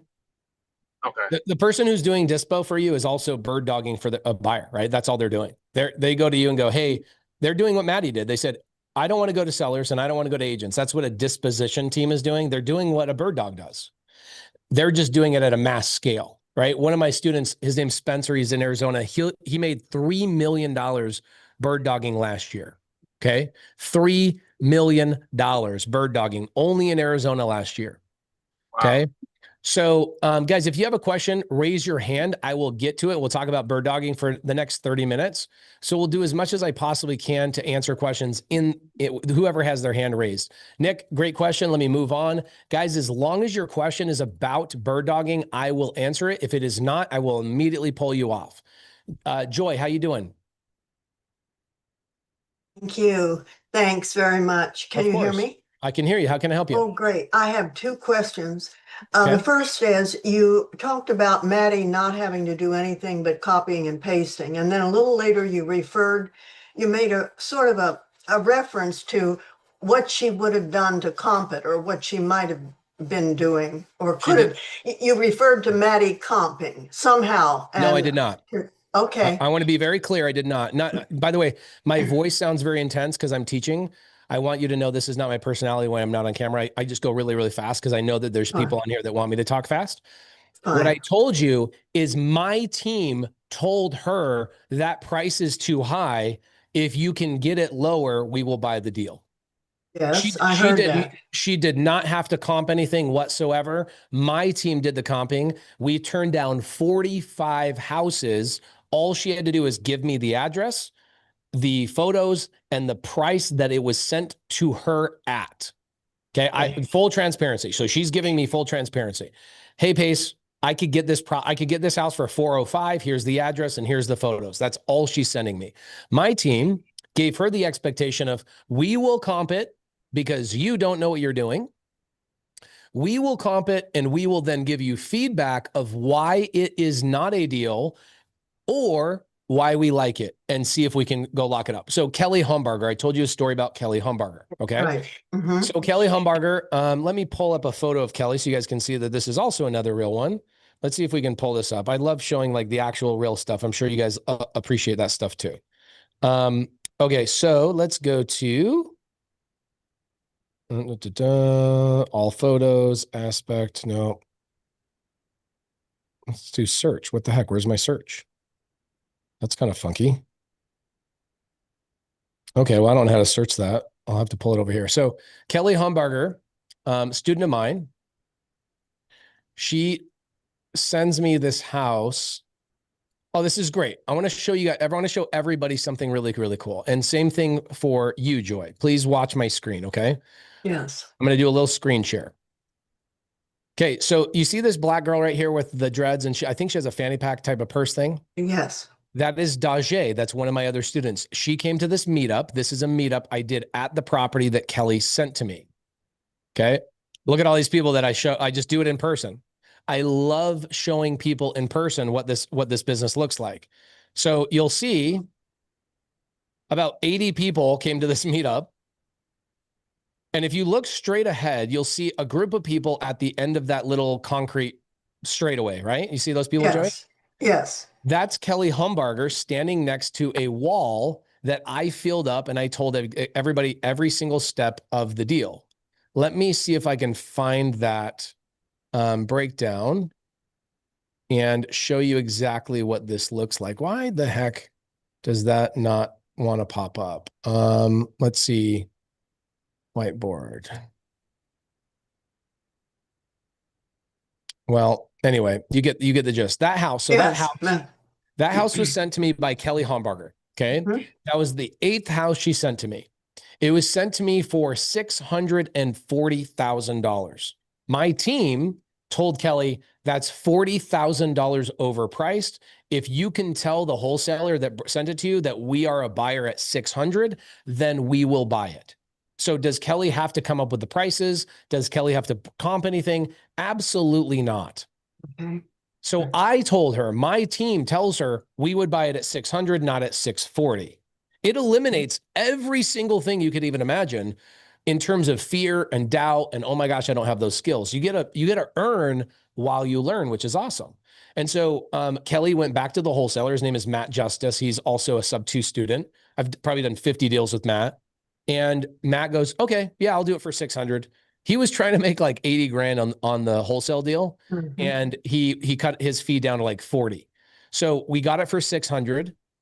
I bought it for 600, which is the price that it was sent to Kelly at. And then I gave Kelly $10,000 outside of escrow for her fee. So yes. I ended up buying it for 610. So did Kelly have to underwrite, comp, or learn anything about those at all? No. Cool. No. So we're good on that. Right. Cool. Now, is this the purest definition of bird dogging that applies to any? It's not just because they were working with you that they only had to copy and paste. This would be a definition of bird dogging, generally speaking, for anyone that they would expect. That, in other words, if I want a bird dog for anybody, theoretically, they would not necessarily expect me to have to comp. Is that right? No, it's not. That's not right. And I love this question. It's such a great question, Joy. Thank you so much. Okay, so I'm going to tell you a story, and it's going to take about 4 minutes to tell you the story. Okay. It's the reason why I built a community. You guys can see I wear the SubTo logo everywhere I go. I'm obsessed with our community. And here's where my community came from. Back in 2016, I was sending out mail. Okay. I would send out mail saying, I'll buy your house cash, all of those things. I send a letter to a guy in Colorado because he owns a house in Phoenix. This is an important understanding. You need to understand this guy does not live in Phoenix where the house is. It's a second home of his. Him and I get on the phone together. I end up striking a price with him and agreeing to sell the house. He agrees to sell the house to me. He's an old school guy. So what he says, Joy, is he says, hey, Pace, I don't sign contracts unless I'm looking somebody eyeball to eyeball that I'm doing the deal with. Okay. So what did I do, Joy? I assumed that guy meant he was okay with me sending a mobile notary. Do you know what a mobile notary is? Sure. Yes. Cool. Okay, most people should know what a mobile notary is, but I can't assume that they do. So I go, no problem, Bob. I'll send you a mobile notary and we can get this deal all locked up. He goes, am I selling the house to the mobile notary? Pace? I'm like, no. He goes, I'm selling the house to you. So either you or your partner who are buying this house, you better come to my home and we are doing this deal directly. And I'm like, oh, crap. I live in Phoenix. This is kind of problematic. So here's what I did. I went online. Let's just assume it was a Facebook group because that's basically what it was. I went online to something that was called a community. It was nothing but a forum of people I couldn't filter, people I couldn't vet, people I just had to assume that they had the best intentions. And I made a post in one of the forums and I said, I have a deal that I can get locked up, but I need somebody physically in Colorado to joint venture with me on this one deal. We both can make $14,000. Please let me know if you're interested. Well, first and foremost, the number one thing I got was ridicule. It was a bunch of real estate agents going, get a license, all that stupid stuff. Okay. Then finally, this is Tuesday, I get a call on Wednesday. Remember, I have until Friday at 5 p.m. before the seller goes and sell the house to somebody else. I need to sign the contract with him in person. So I get a call from somebody on Wednesday saying, hey, Pace, and this guy's name is Steve. Hey, Pace, I saw your post in the forum. I live kind of near that guy. I can go, we can JV, would love to do the deal with you. I'm like, heck yeah, this is freaking awesome, man. Give him the address, give him the seller's information, do all of those things. Well, Wednesday, he goes to set an appointment for Thursday morning. Well, I don't hear anything from him until I don't ever hear from him ever again. What I heard from, I started texting him and now it goes from blue bubbles to green bubbles. For those of you guys that don't understand why people that have iPhones hate Androids is because we believe that when we are texting somebody with a green bubble, you're like a CRM or you're a scam artist from Bangladesh or something like that. Or you blocked us. I can tell when somebody blocks me because their text messages used to be blue. Now they're green. Okay. Well, this guy blocked me. He stole my deal. He stole my seller. He stole all of my stuff and he blocked me. And what recourse do I have? Steve's cell phone. What am I going to do? Call the real estate police on this guy? There's nothing I could do. Yeah. Could I sue him, Joy? Sure, I could. But is the lemon worth the squeeze? Right? Yeah. Probably not. No. Right. So I just am kind of wallowing and a little bit upset. And I get a call from the seller Thursday afternoon, Joy. Hey, Pace, it's Bob, the seller. I just want to let you know, I met with Steve a little bit earlier and he told me the truth. He told you the truth. What do you mean? He says he printed out your post that you made in the forum and he proved that you were not his partner and that you were just trying to get him to come up and sign the deal with me so that you could still get the deal done. And I'm sitting here going, why the heck is this guy even calling me? Why didn't he just sign with Steve? And I said, okay, well, I'm so sorry. He goes, no, you don't need to be sorry. He goes, I understand how business works. Like I've joint ventured with people on a bunch of things. I respect it, but Pace, I struck the deal with you and I'm a man of my word. I don't know about you, but I'm a man of my word. And I told you Friday by 5 p.m., if you are up here, I'm going to sign the deal with you. Friday, 5:01 p.m., I'm not. Holy crap. How lucky did I get, right? So now it's like Thursday afternoon, 5 p.m. And I start looking up flights. I'm like, I'm going to go there. I could make $28,000 on this deal. Okay. So I start looking up flights, no flights that I would get there on time. Right. Mm. I'm like, okay, dang it. You know what? Maybe I'll just let this deal go. Maybe it's just not meant to be. It's like barrier, roadblock, everything I could imagine trying to block me from this deal. Yeah. And remember, I have a lot of deals going on. I knew how to, at the time back in 2017, I'd already been in the business 5 years and I'm doing 10 deals a month. Like this one deal isn't going to make or break me, but it's 28 grand. Right. Mm-hmm. But at this point, I'm just like a little bit begrudged and I'm going to bed that night, Thursday night. And my wife goes, hey, what's going on with that deal up in Colorado? Did you get the contract? And I go, no. And I tell her the story and she goes, so what are you going to do about it? I go, I don't know. I'm probably just going to let it go. And she goes, I don't think that's the man I married.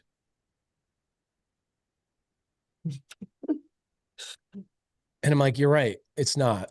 You married a freaking badass. So I got in my Prius, Joy, and I drove 16 freaking hours up to this guy's house. And I got there just in time. Okay. And I got there just in time and I signed the deal in his living room. And as I'm walking out of the house, there's a truck driving down this guy's long dirt road, his driveway. And this truck is going fast. And I'm thinking, holy crap, I got the contract in hand. It's Steve. It's freaking Steve. He's driving down to just beat me up, And so this truck pulls right up in front of my Prius, skids like 3 or 4 feet. Like this guy gets out of the truck and he comes charging at me and he puts his hand out to shake my hand. Are you Pace Morby? I go, yeah, I'm Pace Morby. He says, I just wanted to shake your hand and say congratulations. My dad told me about Steve, and I told my dad that you aren't going to show up and sign this deal, and not everybody's a man of their word like you are, Dad. I was like, oh, that's your dad? It's giving me chills just thinking about this. And he goes, not a lot of men are like my dad and they honor their word. And I just wanted to shake your hand. And that house was a really big pain point. My mom is dying. And that was a summer home for our family. And my dad was in pain over this thing. And you just alleviated my dad's pain. I just want to shake your hand. And the fact that you drove 16 hours to make this happen, dude, I just wanted to drive over here before you left. And I was like, dude, I thought you were Steve, the guy that he goes, oh no, my dad told me. He's like, ain't Steve going to ever be on my dad's driveway? I go, okay. So I get the deal done, Joy. And I just was sitting here complaining like F Steve, F Steve, F Steve, F Steve. This is messed up. F Steve, right? And then I said, you know what? If the industry is going to change, I could complain and wallow about it, or I could be the guy that changes the industry. And so I had a 16-hour drive heading home, and I voice memoed myself every idea about building an actual community. And I built the first actual real estate community in the world. We call it SubTo, and everybody else has tried to copy us since. But it is a real community that has changed the landscape of the industry. And one of the most important things is like, if somebody backstabs me on that forum, I should be able to reach out to the arbiters or the people that are running that forum and go, hey, this guy just screwed me and he's going to screw other people in here. Kick him out, dude. But that doesn't happen, right? They want people subscribing and paying monthly fees to their forum, and they want as many fees as they possibly can. They're not incentivized to filter and vet the right people. Right. And so I said, I'm going to build a community. And so although I have a free Facebook group, that is not my community. That is a group. That is a free Facebook group. I put that free Facebook group together so I can help people that are not in my community go do deals with people in my community. So when I say go find a buyer, I suggest you work with a SubTo member. And the reason being is because you will run into Steves even in my free Facebook group. You will run into people that will take advantage of you. If a SubTo member takes advantage of you, they get blacklisted and everybody in the community gets an email saying, hey, so-and-so is no longer in the community. Please do not do deals with them. Nobody in my community is going to backstab you. We are held to a much higher standard, and it was because I got stabbed in the back. And that is why I continually suggest people, please work with SubTo members. I give them safety badges. Like, Joy, do you have kids? No, but I know the safety badge. I've done that one. Okay, cool. So why No. did I put the safety badge together? That's a free badge for non-students. I just am trying to educate the world of making sure they're doing deals safely. And so one of the best things I could do is actually create an incredible community nationwide and in 29 countries with highly filtered, highly vetted people. And I train them 20, 30 hours a week. I do deals with them. And if one of them screws you, they get kicked out of our community and they get blackballed and they get an email sent out with their name on it to everybody in the community saying this person screwed this person over. So I'm going to tell you guys over and over and over, go to the free Facebook group and go find people. I can show you how to find a buyer in 2 minutes. Okay. But how do I know that it's not going to be another Steve? Well, the first filtering mechanism would be find a SubTo student, find somebody that's in my community that is held to a higher standard. No, I follow you. Can I just get back though for this moment? And I'm sorry if you've said it and I missed the point, but that's quite a story to say the least. I mean, that's, very compelling. What I'm still wondering though is the expectation as a bird dog. Do I have to do the comps or does it depend on the person? It depends on the person. Okay, that's what 90% of the people that are in my community are going to do the comping for you. Okay. All right. That's what I wanted to know. It's not standard expectation then that I would do the comps if I'm only going to bird dog and I can talk. I can't. I wish I could force them to do everything I wish they would do, but it's like Target, Walmart, Costco, all these stores sell similar things. They're all in the grocery business, but they have different business models, right? I can't force my students to have the exact same business model as me. No, of course not. And so you will run into one that goes, like I have a student, his name is Doran Levy. I don't know if you guys saw the post I made the other day. This is a guy that builds hotels and restaurants, and he does one deal a year. If you reach out to Doran Levy and go, hey, Doran, I want a bird dog for you, he's going to say no. Why? Because he does one deal a year and he makes $20 million on that one deal, right? He doesn't need people bird dogging for him. So you've got to find the members in SubTo that are doing single family flips in your market. So, and my suggestion is you go meet them, you go actually see them in person, maybe even go visit one of their projects. That would be kind of a nice thing to be able to go out and do. And when you talk to people that are doing single family, they are going to comp the property for sure. And they are going to tell you, hey, I like this deal or I don't like this deal. But from time to time, you're going to find a student that is not as fast to reply as I am. And here's what I mean by that. They are going to tell you, hey, I'm so slammed. I'm running the construction. I'm doing the thing. I'm raising the money. My turnaround time and responding to you is like 36 hours. If you want it done faster, can you do the comps for me? You, Joy, would immediately just go, hey, I'll come back and bird dog for you once I learn how to comp, but I need to find a SubTo student that does not need me to comp right now because that's where I currently am. Yes. Does that make sense? Fine. Yes. Okay. Yes. Transparency and just full disclosure is what saves all of us, right? Yes. Perfect. Thank you. That was the clarification I needed.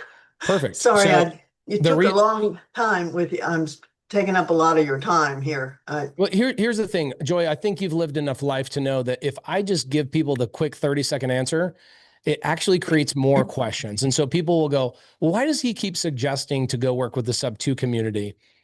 Well, I needed to tell that story for that to actually make sense. And so that didn't take up time that was useless. That was very important for people to go, okay, so I need to find people that are vetted, filtered, and trained. Like, for example, you took the safety badge, which I give away for free. Who teaches that badge? A woman in my community that is a federal agent that all they do for the federal government is background checks for military personnel. She's the person that teaches my community safety. Yes. And so you know that what we do in SubTo is just at a other level. And so my first step to everybody would be, yeah, I'm going to show you guys how to find buyers tomorrow, regardless of whether they're in the SubTo community or not. But I want you to start with the SubTo community because they're just vetted, filtered, et cetera. And sure, then the extra answer of my team is going to comp for you. The other expectation is when you're talking to the buyer. Okay. So let's go back to the steps. All right, Joy. Step number Yes. 1 was start with your buyer. Mhm. You don't go get inventory until you have a buyer, correct? Right. Cool. How many buyers do we start with? Just one. Just one. If you have more than one buyer, you are a knucklehead. Okay. I've been there. I've been a knucklehead. I know exactly what happened. I'm like chasing 2 things. Okay.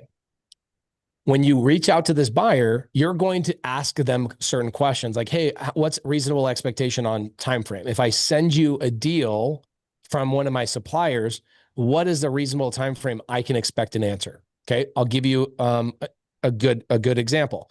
I get an email at 8:30 on Monday morning this week, so a couple of days ago. Somebody from YouTube says, I emailed your team yesterday at 4:30 p.m. and I have not gotten a response yet. I wanted to jump through the email and just be like, who raised you, dude?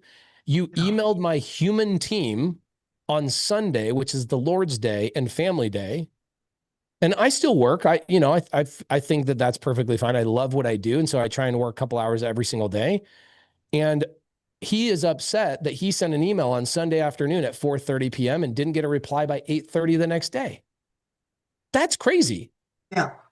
Okay, well, not everybody's as crazy as that guy, but you should still make sure the expectation is there so you don't feel like you're missing something. So what I would say is go, hey, what's your average time frame? For me, it's 24 hours, except for weekends.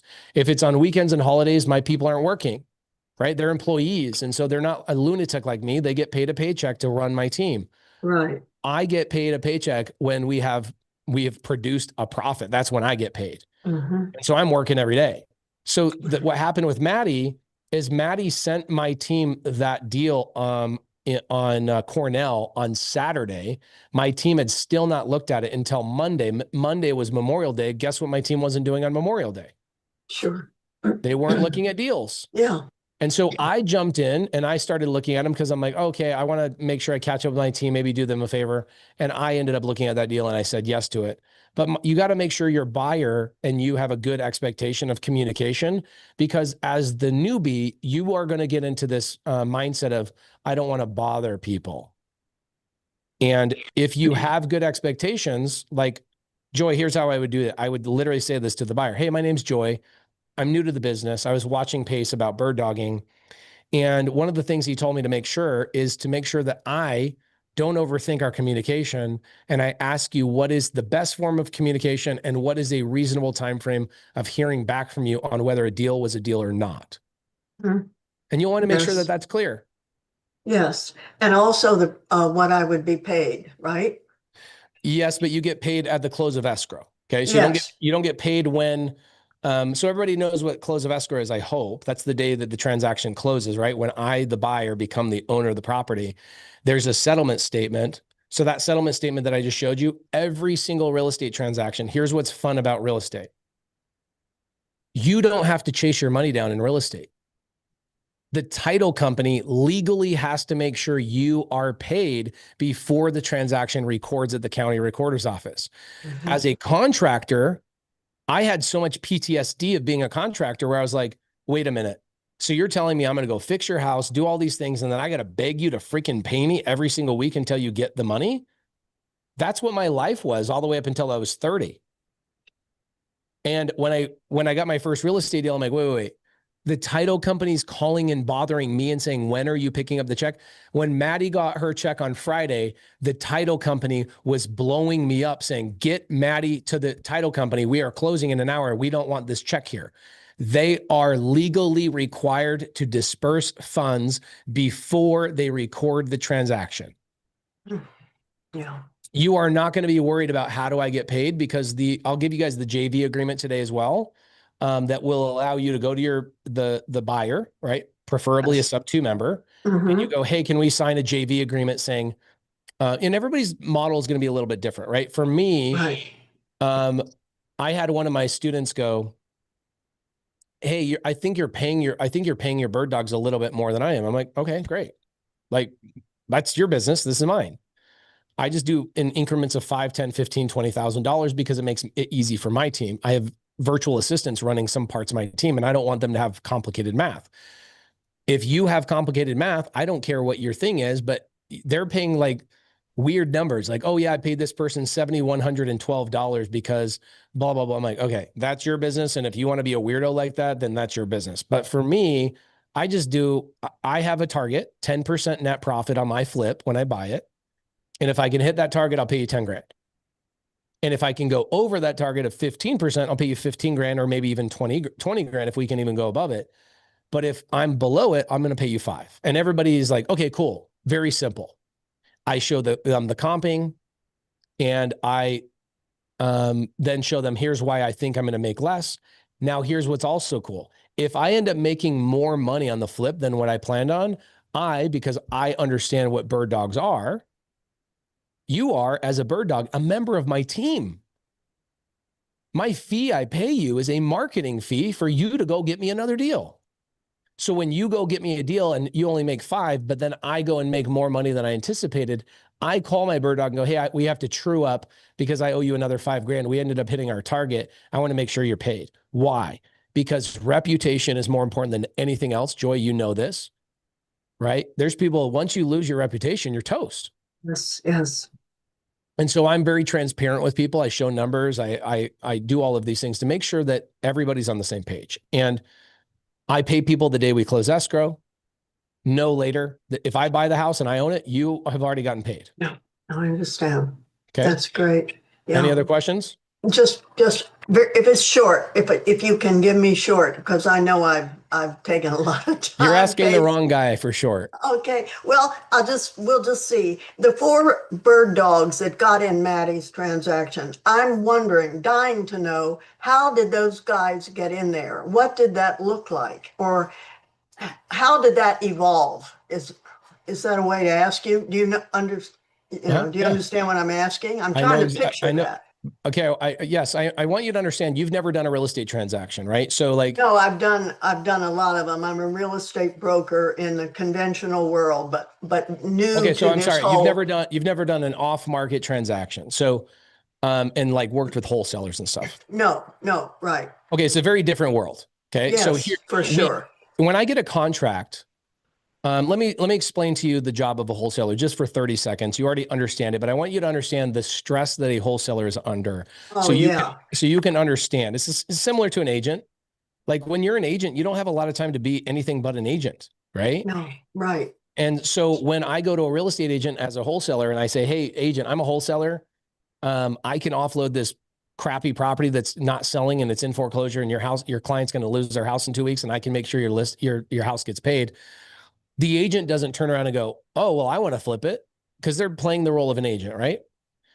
They're going to go, okay, no problem. As long as I can get my commission, they're going to move on. They're playing their role. Same thing with a wholesaler. The wholesaler's role is getting more contracts. That's their role. Okay. And here's what's happening with, oh, sorry, that's my backyard right now. Every wholesaler or every deal, as you already know, Joy, starts with one of the most important things people could ever learn from me. It's so stupid, but it's also very important. Every deal starts with a seller. Every deal starts with a seller. The beautiful thing is a bird dog never has to talk to the seller, and the bird dog never has to talk to an agent. Okay. There's going to be a wholesaler involved in this transaction. And this wholesaler, what is the wholesaler doing to get a hold of these people? Now, I teach this. I've taught it for years and years and years. If you guys ever want to watch exactly how I teach this, just type in YouTube, go to elephantchallenge.com, or I'm sorry, not elephantchallenge.com, type in Pace Morby Elephant Challenge. I've been teaching the Elephant Challenge for years, and every month it's a different topic. Okay. Yes. And I've shown people how to wholesale 1,000 times. So these wholesalers are doing what? They are generating leads. Most of the time they're spending money. They're stressed out about their CRM. They're worried about their cold callers in the Philippines. They're training their cold callers. They're changing their scripts to what works, what doesn't work. They're opening new markets and closing other markets, and they're doing everything they possibly can to get a pipeline of hundreds of these sellers that they are actively talking to, very much like a real estate agent. You are texting your sphere of influence all the time. You're not waiting for one seller to sell their house. You're talking to 500 sellers, hopefully, and you're waiting for which one is going to be ready so that you can get listings. Obviously, it's the same way, right? Right. So wholesalers aren't just generating leads, they're also negotiating and following up and remembering what happened in that living room. So for me, when I first started in 2012, I would go in the living room and my wife would do my follow-up. Okay. So I would leave the house and what I was doing is going to the next appointment, next appointment, next appointment, next appointment. My wife is calling the sellers a week later going, hey, my name is Laura and I'm married to the guy that went into your house last week. I'm just wondering, how did he do? Could we improve? Right. That was my team. My whole team was like that for 5 years. Okay. It wasn't until 2018 that I brought on a partner. So I don't have any time to even do my own follow-up. I'm so busy being in appointments. Now, what else does that not allow me to have the time to do? It doesn't give me the time to go and sell my deals to my buyers. Right. Now, some people might be confused by this. Well, if you have a couple of good buyers, Pace, why don't you just keep sending your deals to your same buyers? Joy, you're in real estate, so you understand this better than most.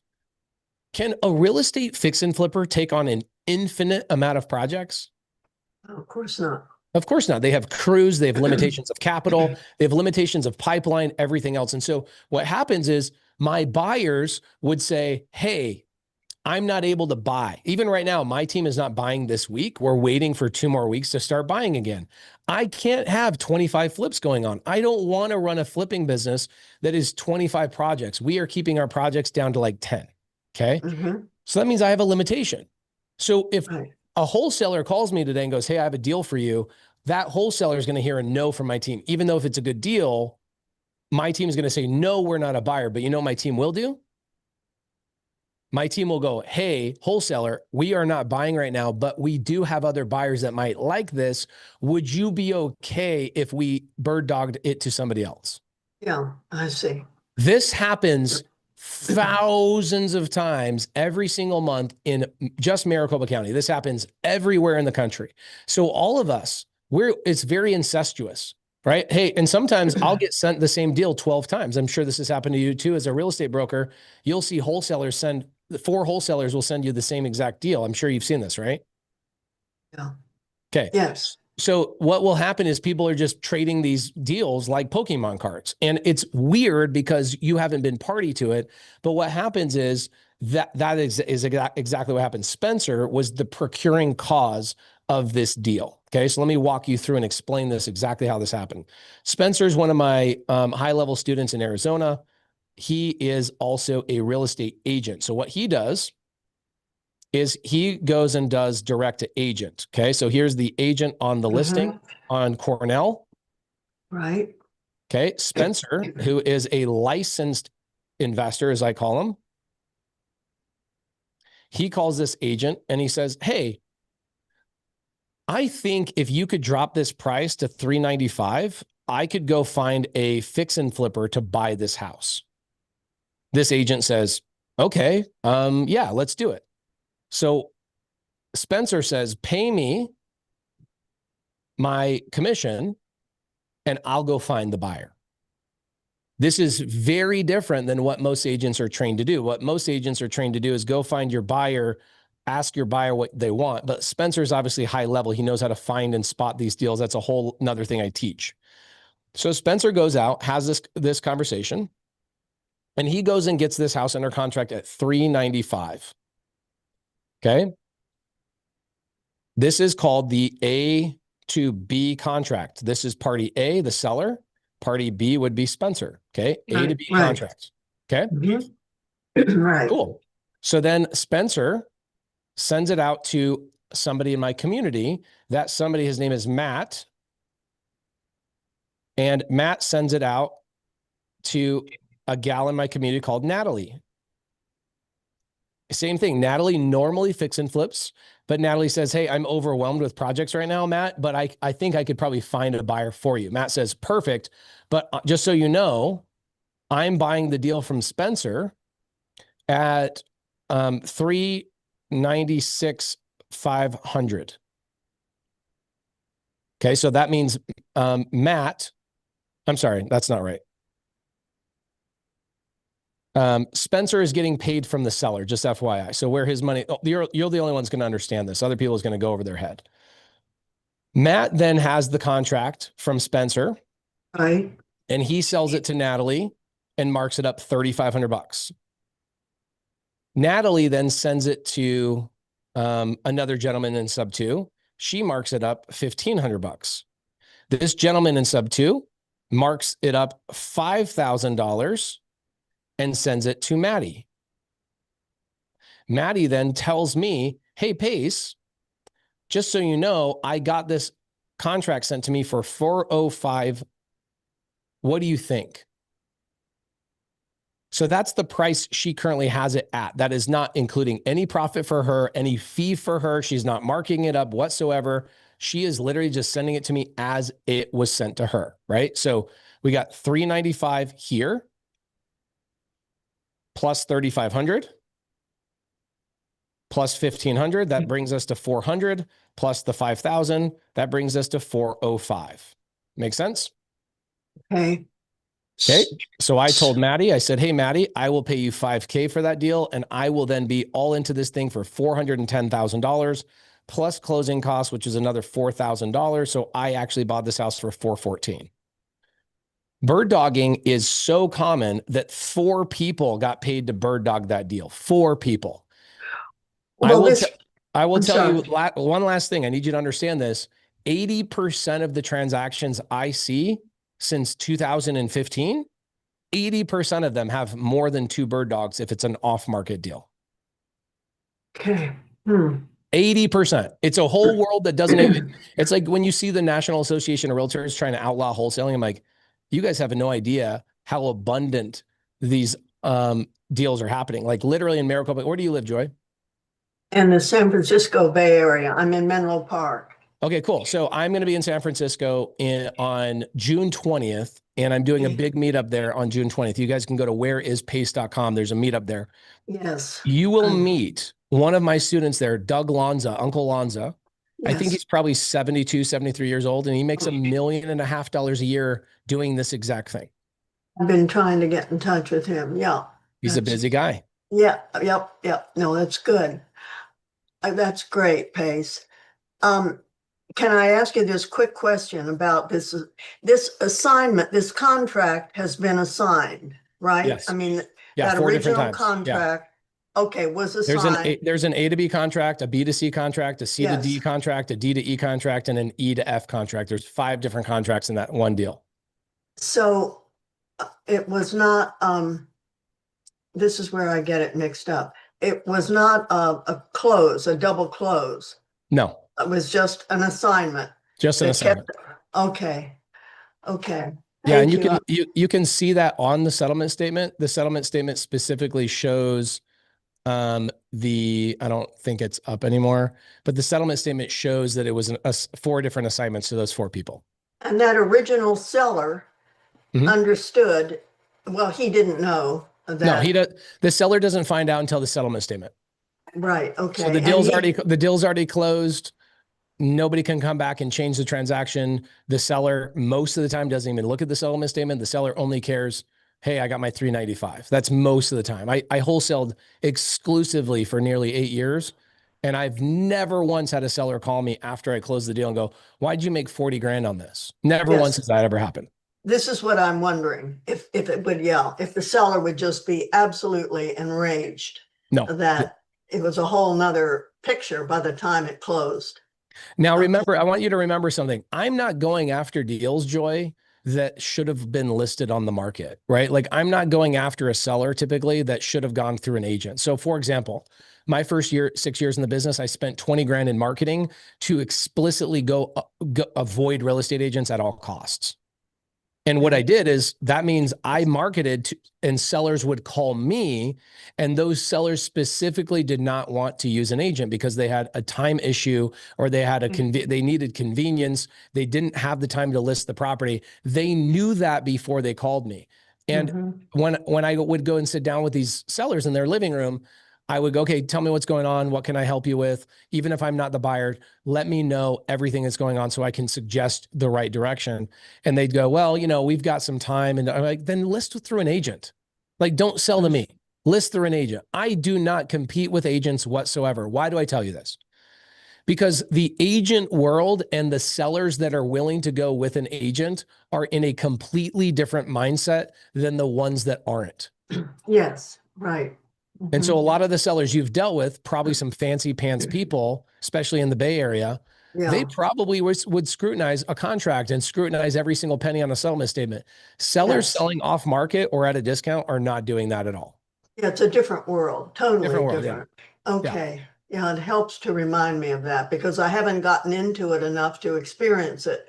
So I just trust what you're telling me because it's all by description for me at this point because I haven't done a deal yet. Yeah. And here's the thing. I have so much proof of like all these students doing deals, and not just proof. Like I can make your life really easy. You want to go listen to thousands of stories of my students doing deals. You could go to getcreativepodcast.com. Yeah. Okay. And if you go to getcreativepodcast.com, you can go, all right, what's the latest episode? You can see a map of the most recent deals that my students have done, and their interviews are linked to this map. So you zoom out and you're, oh, wow, look at all these people doing deals. You can literally just click on the thing and go to their listen to the podcast. Oh, interesting. Okay. I make this so simple for people to make sure that you know this is happening thousands of times a day, how many deals our community is doing, off market, on market. I love working with agents, but my preferred method is not working with agents. And the reason why I don't like working with agents, preferably, is because most of the time the agents actually have no clue what the seller needs. Most of the time, Yes. the agent doesn't know their tax implications of the seller. They don't know where's the seller going to move to. Like I just helped a seller out of foreclosure. And before I signed a contract, I go, I'm not signing a contract with you. Seller's name is Ginger. I'm not signing a contract with you unless I know where you're going to move to. And the seller's like, why is that a concern for you? And I go, because that's what I do. I need to know where you're moving. Are you going to be safe? Are you going to be okay?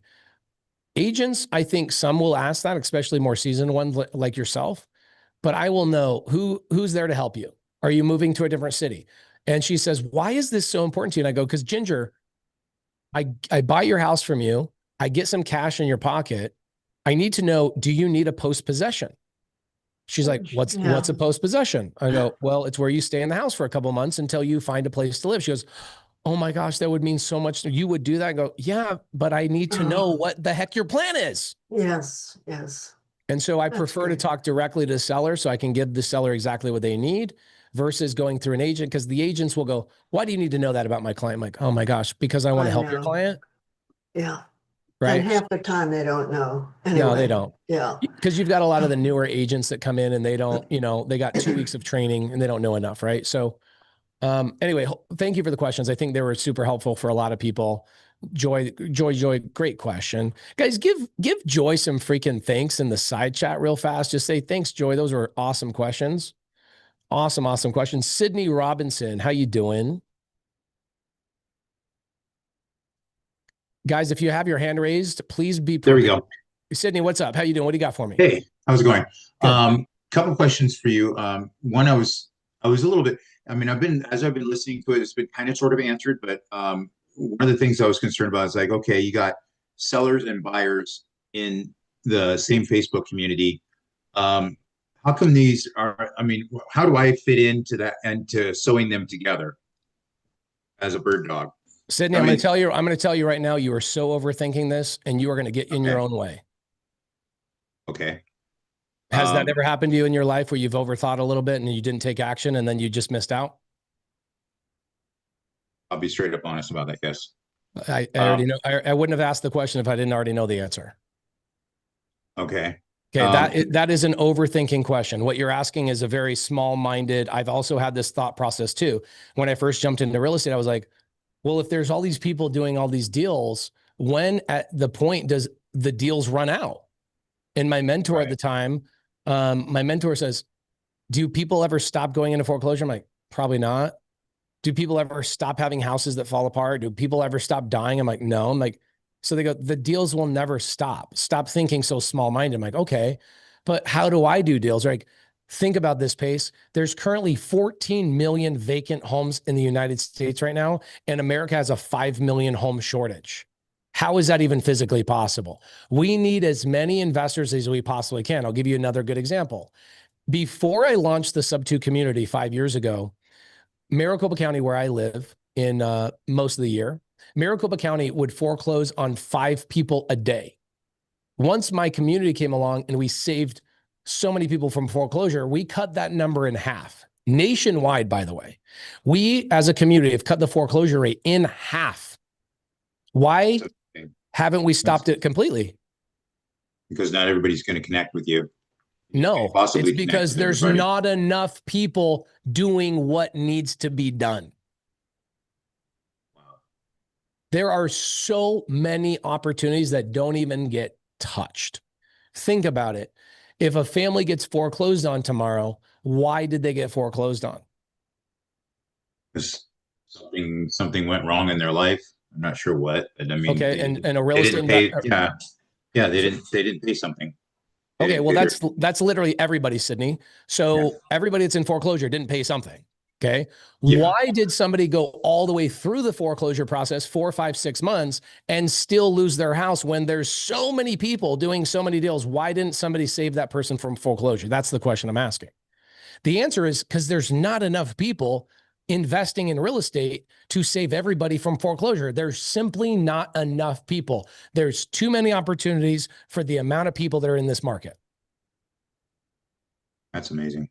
Yes, yeah. It's scary how amazing it is. It is scary how amazing it is. I could go on hours and hours of stories, YouTube videos after YouTube videos I have talking about, I did this deal because nobody ever called this seller. I stopped the foreclosure. Right? Like it's crazy. So where you fit in, don't think about that. Follow the instructions. If a homeless person can do it from a cot in literally 16 hours, I think Sydney, who's a highly intelligent person that has more resources, can also do it. She didn't even overthink that at all. She just took the action. Okay. The other thing I had in my mind from yesterday, we were talking about California and doing business here. It probably doesn't matter as much for bird dogging. I mean, basically, I guess what I'm asking is, I should work my area. I'm in San Francisco Bay Area. I'm actually about 15 minutes away from Joy. She's about 15 minutes south on the highway. I would work in your area because you get to meet the people that you're bird dogging for. I become friends with the bird dogs. I become friends with the people I sell deals to. I like to meet them in person at their projects. So there's a massive advantage of going on site and realizing, like when I took Maddie to the house that she bird dogged for me, I think it was a life-changing moment of like, wait, I got paid to sell you this house and I've never been to the house until after I got paid. Being able to do that just kind of brings gravity to the whole entire thing. And so I would suggest starting in your own market. Bird dogging doesn't matter. I just wouldn't hold properties in California that are single family. That's the only thing. Got it. Thank you, Pace. I really No problem. No problem. Happy to answer the questions. Any other questions? We got a lot of hands raised. I want to keep training and go through the contracts on bird dogging here in a little bit, but I just want to make sure there's no questions on bird dogging specifically. Sydney, I've already answered your question. Eduardo Ablan, please, guys, if you have your hand raised and I've already answered the question that you're going to ask, please lower your hand so I can go through people as fast as possible. Okay, I have Eduardo, what do you got? I think you want the bird dogging one first. On the Instagram, I saw a reel of you promoting bird dogging. I went to the video, I saw the whole video, then I tried to schedule an appointment. But I wasn't told to go to the free Facebook group or anything like that. With just that, I should try to enter bird dogging. Then I was given you a buy box, so I was started sending properties to the email address. Eduardo, if you are not a SubTo student, I will not do a deal with you. Period. I understand. That's why that's why I learned here. But when I was when I was sending the emails, I was just told that one wasn't in Maricopa County, and that was it. I couldn't even get why I was able to do the other ones. I also have some other questions, but I guess I could wait for another time. Okay, so Eduardo, I actually don't know the question. Can you ask the question? Don't explain the question, just ask the question. Why wasn't I told that I couldn't do it if I wasn't a SubTo student? Instead, I was because you can't. Because Eduardo, you can do it. You just can't do it with me. That's what I meant. I wasn't given that answer. You can do bird dogging in my free Facebook group. You just can't do it with me. Okay. Yes, I understand, but I wasn't told that before now in the Zoom call. That was just Edward, I'm going to give you some advice, my friend. I'm going to give you some brotherly advice. Don't spend any minute, 30 seconds, 1 millisecond of your life going, why didn't somebody tell me this? Bro, your whole life is going to be like that if you think that way. Yeah, I've been told. My bad. I just wanted a straight up honest approach instead of. Eduardo, unmute yourself. Okay. Let me explain something to you real fast. Do you ever hang out on my Zooms and you'll see people ask a question 15 minutes in that I answered 14 minutes ago? Yep, and I was trying to avoid that very much. So I've taught so many hours and so much time online that I've learned that most people simply don't pay attention. And so I say all the time, hey guys, please pay attention. I'm about to tell you X, Y, and Z because I know what's going to happen. If they don't, is they're going to ask me in 30 minutes. So when you say stuff like, I don't know why I wasn't just told this, bro, is there I'm not saying you didn't tell me, but is there a small chance that maybe you missed a detail or you saw something of like Pace suggests to go into the Facebook group? I went to each and every email and I checked over and over again. I even said, why didn't you respond to the other emails? Please tell me what I did wrong with each property. Who did you email? I think it was Bo or something. Yeah, Bo is the wrong person to send bird dog deals to. So Bo doesn't handle my fix and flip business. Bo handles my portfolio manager. So if you're sending stuff to Bo, he's the wrong person. That was what I was supposed to reach out to. Thank you for telling me. Okay, so let me explain something to you. I'll show you the exact email. So first and foremost, you didn't follow instructions. If you followed instructions, which are on pacesbuybox.com, you would have emailed Heidi directly, pacesbuybox.com. Not one email in here is bo@pacemorby.com. I was just following what I was told. So I was told it's right. Hey, Eduardo, it's right here, brother. Properties@pacemorby.com. Attach all the good stuff. If the deal fits the blah, blah, blah, blah, please email da, da, da, da, da. There you go. We move fast and we love helping our community close more deals. Let's make some magic happen. So brother, you missed a detail. You missed an important detail of you should not be sending them to Bo. Bo manages my portfolio. He doesn't deal with fix and flips or doing any of the renovation projects. He just manages the existing portfolio of like rental tenants. John, how you doing, brother? How can I help you? Good. Actually, I had a question with the bird dogging. I'm currently working at a house doing a renovation on it, and I happen to find out that the person who owns the house wants to sell it. I just go to the Creative Finance Facebook page and find someone. At this point, you're not bird dogging. I'm going to say this again. This was a detail I was very emphatic about. If you were talking to a seller directly, or you were talking, I'm not talking to them directly. I'm just working. I just overheard that they're trying to sell. They were talking with my boss about it. Okay, and your boss is gonna. Okay, so here's what bird dogging is. I'm going to say it again. Somebody would already have gotten the house under contract, not a conversation. They would have gotten the house under contract. They would have had the conversation, followed up, negotiated, and contracted the property, and then given you the contract and say, go and sell it. So what you're trying to do right now is actually, you're going to have to go and negotiate that deal because your boss doesn't know how to do that. It's a different question is all I'm asking. You're going to get a different resource. Go to the free Facebook group and type in, go, hey, I need one of Pace's SubTo members to help me negotiate with this seller, because I can venture to say if your boss is a contractor and you guys are working a renovation on this house, I would venture to say your boss doesn't know how to negotiate a proper price either, correct? Yeah. Okay, cool. So you're going to need somebody that's a professional negotiator, somebody that's been trained by me how to go and negotiate with these people. You don't need a buyer right now. You need a Pace that's going to go in and negotiate with the seller directly, and then they will JV with you. It's a very different situation. I know it seems similar. It's not.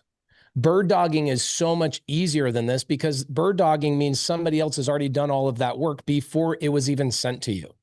This is being sent to you in the middle of a conversation where there is no negotiation going on. The people that are in the conversation wouldn't even know what price would be a good price for a buyer. And even if they did have the right price, they don't have the proper contract or know what to do with it when they get the contract. You need somebody to get into step one to become the deal negotiator. Does that make sense? Yes. Okay, awesome. So go to the free Facebook group and say, hey, I need a SubTo member that will help me negotiate on this deal. You are not bird dogging at that point. You are actually becoming a wholesaler because you are party to the negotiations on the actual deal. Great question. Andrew Moser, how you doing? What do you got for me? Hey, Faith, can you hear me? I can hear you. Okay, sorry, I wasn't sure if I unmuted correctly or not. So I'm a student and I have a buyer, but my wife and I run a handyman business, and my apprentice overheard me listening to your podcast yesterday and is interested in bird dogging as well. And so I was just wanting to know what, and after hearing the daisy chain story, I was kind of mortified. I was like, okay, I want to make sure I do this like the most ethical way. What would be like the best relationship for me to set up if he wants to bird dog for me, even though I'm a bird dog for my buyer? Okay, so you're a little bit muffled, so you must be on your phone or something. You're a little bit muffled, so I can hear like 90% of it. So you're in the SubTo community. You are bird dogging for a buyer. You already have a buyer lined up. Congratulations. You have another person that wants to bring deals to you who wants to bird dog for you. How do I set up that relationship? Is that what you're saying? Yes. What I would do is I would say, hey, anything you bring to me that I sell to my buyer, you and I will split the fee 50-50. Makes it simple. Kind of what I was thinking, but I just wanted to make sure, because I was like, I'm being transparent and letting him know I'm not the actual buyer myself. Especially with that daisy chain story, I was like, that sounds mortifying. Yeah, we love the transparency in our community, just telling people, and I love that about you, Andrew. So congrats on that. By the way, guys, let's put the contracts in the side chat, and we'll go through the JV agreement here in a couple of minutes. Okay. Let's see. Let's go to, I know that Carly sent it to me and I just got to pull it up. Okay, cool. Okay, so the contracts I'm going to give you guys right now. Oh, Carly just put them in the side chat. Thank you, Carly. The contracts we're giving to you guys right now, I'll drop them over on YouTube as well. These are not creative finance contracts. I will never give away a SubTo or a seller finance contract. We spend way too much money on attorneys to make sure those are updated way too frequently. We give those to SubTo members, but the contracts that we are giving to you are cash contracts. Okay, you can go get cash contracts with these. These are 3 contracts. YouTube, I'm going to put these in here for you guys here in just a second. Okay.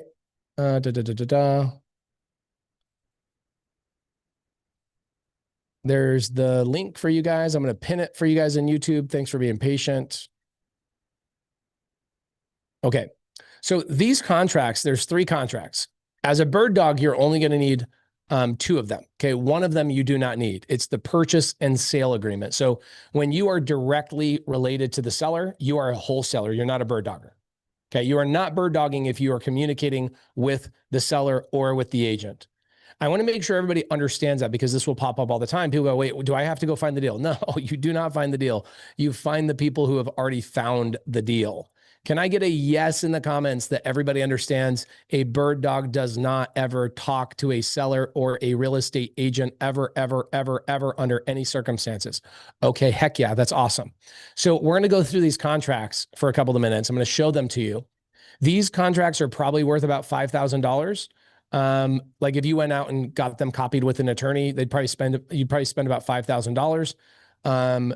We update them every 3 to 6 months. Why? Because laws change so frequently. And so we make sure that these contracts are good for all 50 states, including Puerto Rico. You can use these contracts in every single state. Okay. And so we spent a lot of time and energy making sure these contracts are updated. The contract link is in the side chat one more time for the people on Zoom, and we're going to go through them for a couple of minutes. You're going to pull them up, and you're going to see in this Google Drive, here are the 3 contracts. Okay. One of them is called the purchase agreement or the purchase contract. This contract right here, let me stop the share and reshare. I think when I pop up a new tab, it stops showing that part, but this is the contract you will use to buy the property from the seller directly. You guys can go through this on your own time, but please, my friends, just download this on your own and go through this on your own. Read it. It's very simple. This is all written by an attorney, all above board, really, really awesome. Okay, cool. Let's pull up the assignment contract. So let's say you get a contract and you want to assign it to somebody else. This is the contract you're going to use. It's very simple. It's 4 pages, and most of the page, there's only 2 pages of writing. Most of the rest of it is just people's information. Very, very, very simple. Okay. The main thing that what you're going to want to look at is you are going to want to look at the JV agreement, joint venture. Joint venture means a temporary partnership. Okay. I'm not partnering with you. We're temporary partners on one transaction, which would be called a joint venture. Okay. Before you would ever partner with anybody, you want to make sure you're doing multiple joint ventures before you ever end up permanently partnering and like getting on an LLC with people. This lays out everything you need to know about the agreement. And a lot of time, actually, if you look at this blank piece right here, this is actually the part I spend the most time on. I spend a ton of time filling in the blank pages. I want to make sure of course you can handwrite it, but we leave a lot of blank space here because every relationship is going to be so dramatically different. And you would just write in normal language. You would say something along the lines of, okay, let's say we write this in. People are like, please do not write on this. Pace is going to write on this. Maybe, no, my team won't let me. Oh yeah, they will. Perfect. Okay, I'll just make a copy, file, make a copy of JV agreement. Cool. So I'm going to go in here and I'm just going to delete this part right here.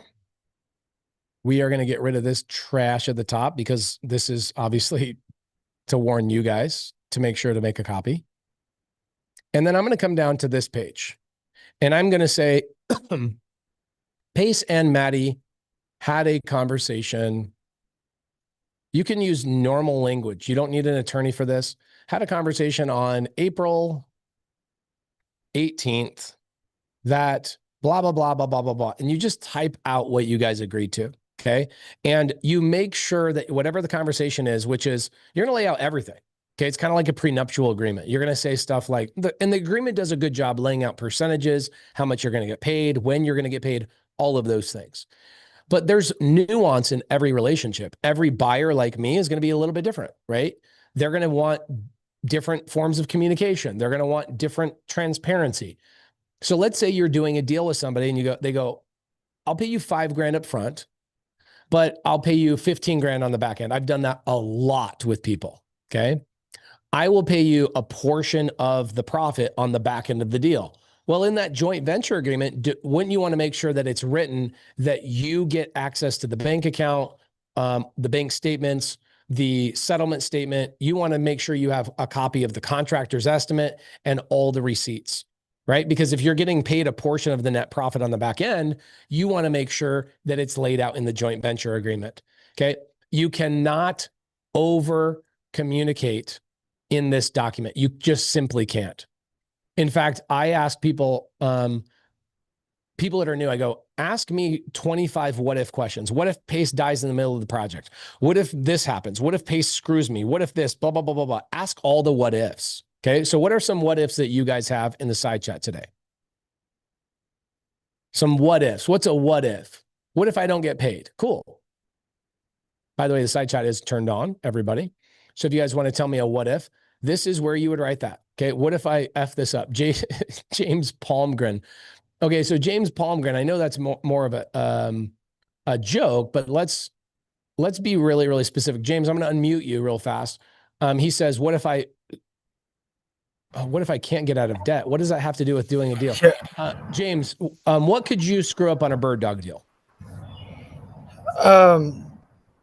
Not really understanding is what like comes to my mind. Bro, do you know bird dogging is literally copying and pasting addresses and waiting for somebody to say yes, right? Yeah, I got that part. Okay, so what could you in the world, what could you possibly screw up? You're right. I like when I heard you like I just got back and I heard you talk about the contract, and so that like that's what popped in my mind.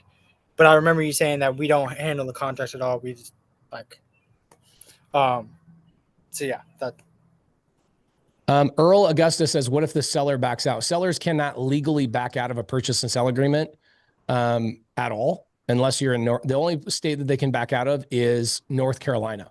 North Carolina is the only state that a seller can back out of a contract. No seller can back out of a contract legally in any other state. Okay. When will we so James, any other things that you could screw up? No, I'm going to go ahead and mute myself. Okay, cool. Sounds good. So it's interesting to me, like even when you have the simplest real estate transaction, how people will overthink. How many people immediately are like, I'm overthinking? Like it literally is that easy. What if I don't ask the right questions? Okay, cool. So it's interesting. Like, can I tell you guys the honest truth about Maddie? Listen to me. Did Maddie and I do a JV agreement? Yes or no? We did not. I personally think a JV agreement is actually a waste of time for people who's experienced in the business. If somebody comes to me and goes, I want a JV agreement, I go work with somebody else. And I'll point this out to you. Let's say that you are dating somebody that has cheated on people in the past. But you say, look, I want to marry you, but I want to make sure we write it all in writing that you're not going to cheat on me ever again. And you're not going to do this and you're not going to do that. Versus you're dating somebody that has never cheated on somebody and you have no contract. Which one is a safer bet?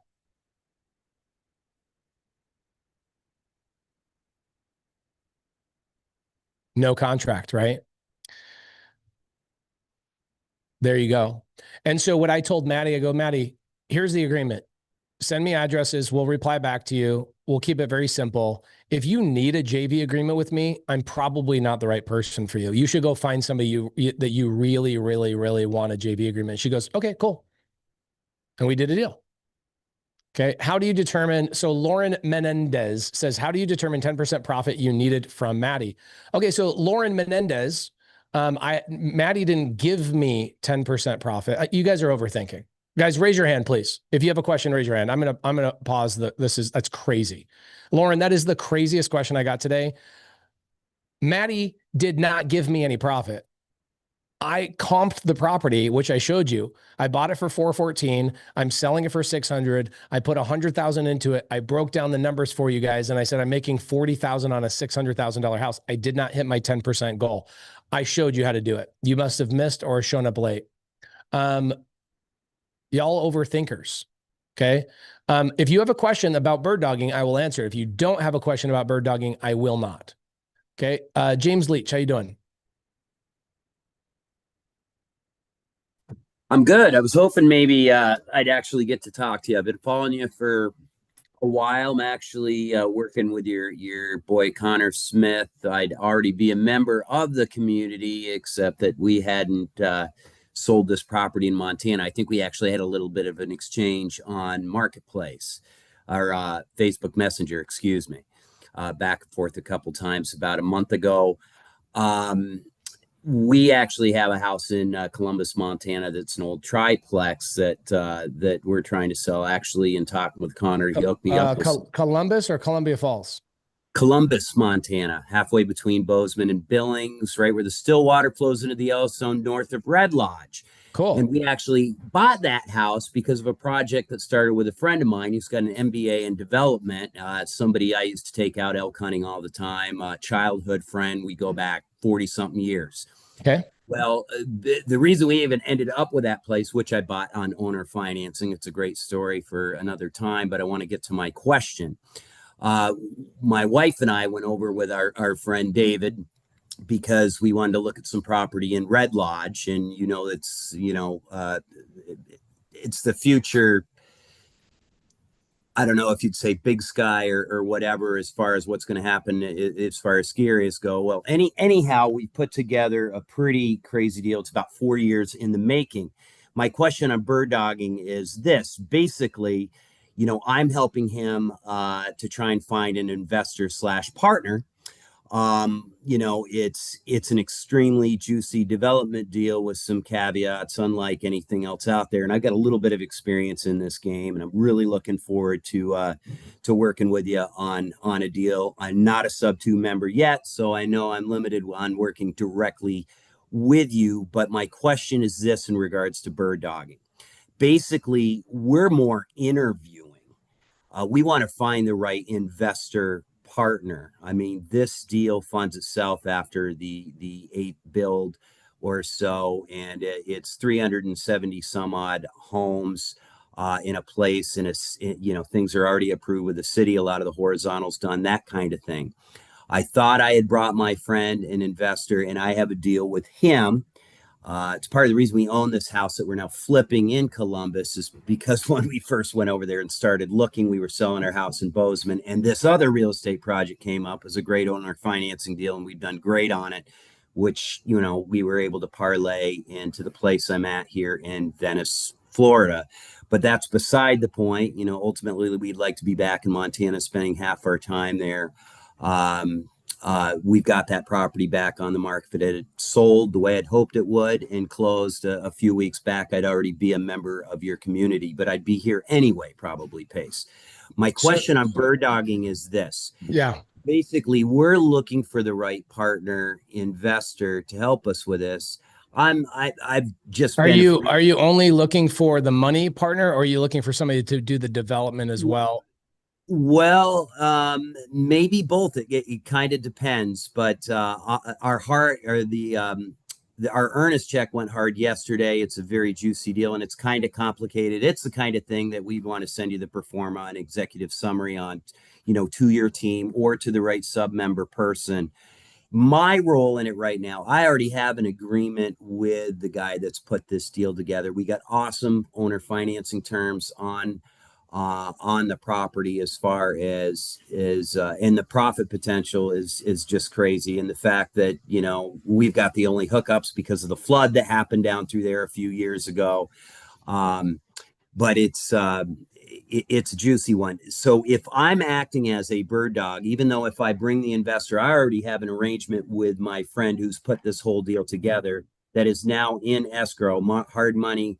It went hard yesterday. We don't need the next chunk for what we're going to do until, the end of the summer or early fall. And it's juicy enough. We don't just want a partner or find the hard money or investor we need to go to the next step. Just the first person that has the money kind of thing. We want to work with somebody with some experience, somebody that doesn't just want to be a hard money lender for us. I don't think that's going to be super challenging to find. I think this thing is such a good deal and structured so well that finding the money is going to be hard. We want to find the right partner and give an equity stake in the entire project. My role, if I find the investor, my arrangement with him is there's already 5% equity in the entire project, which on about $200 to $250 million over the next 10 years is a pretty decent little chunk of change. But we want to find the right partner investor. And I've told him to hold off. He's got a couple people interested. What do you need in cash? Really over the next 2 years, approximately 1.3 million. The whole thing funds itself going forward from there. I could raise that in 4 minutes. I know. So it's exciting talking to you, but I'm not a SubTo member yet. I would be already. My wife and I would be. I'll give you one of my students, Jordan. Do me a favor. I'll introduce you to one of my students in Montana that is doing development with me. And if you go through him, I'll help you guys raise the money as long as he's involved in the deal. Okay. Well, it's not just the money. I think I understand. Once he shares that with your team, you're going to be like, wow. We want to partner with the kind of people that we can learn from, that get what we're doing. There's 1,000 deals within this deal over the next few years. And you need somebody that, one, can raise the cash, two, that understands how to develop and position the assets for resale. You need somebody also that has the ability to go out and secure debt funding so that you don't have to keep raising cash and giving up equity. And you need like right now, if you go out and you find, right now, I just did a $20 million refinance on an apartment building in Illinois. The banks are getting harder and harder and harder to work with, especially on debt funding. I have 10 houses I'm building in Seattle. I had a lender lined up, and the lender changed their guidelines. I had to switch over to another lender. you need somebody that has the ability to not only raise equity, but you need somebody that has the ability to raise debt. And then you also need somebody that has the ability to go do development. So shoot me an email, You're absolutely right. And we have a pretty good understanding of some of that stuff, and you are saying the right things. Yep. Here's my email, pacejmorby@me.com. Okay, Pace. PaceJMorby at, oh, sorry, wrong one. PaceJMorby@me.com. At me.com. Okay. Yep. Shoot me an email. I'll introduce you to Jordan. Okay. Sounds good. Sounds Awesome. good. We'll go from Appreciate there. it. Thank you. Super sweet. Love it. And I think 5% is probably undercutting yourself, just FYI, especially if you brought something to the table. 5% is probably, you're not valuing yourself enough there. But Joshua, how you doing, brother?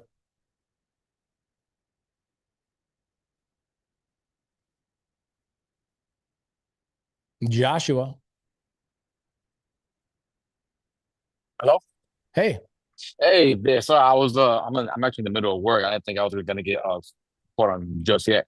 But Okay. Yeah, what do you got? but yeah, no, I just want to say like I appreciate you like in your time and for doing this. It's on the bird dogging real quick though.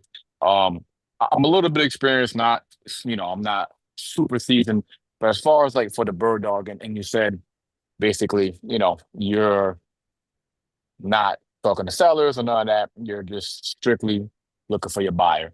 So with that being said, being the bird dog and working in your market or even outside of your market, how would you vet looking for those wholesalers to bring that contract to a buyer?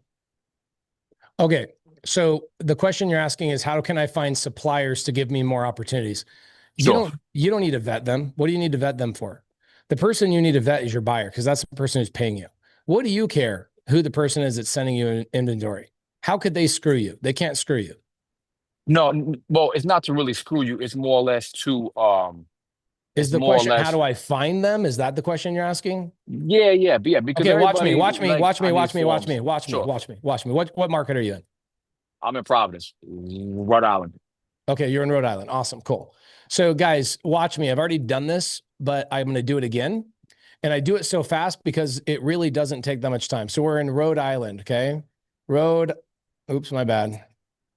Gosh, dang it. Rhode Island cash buyers. I'll find them for you, okay? We buy houses in Rhode Island.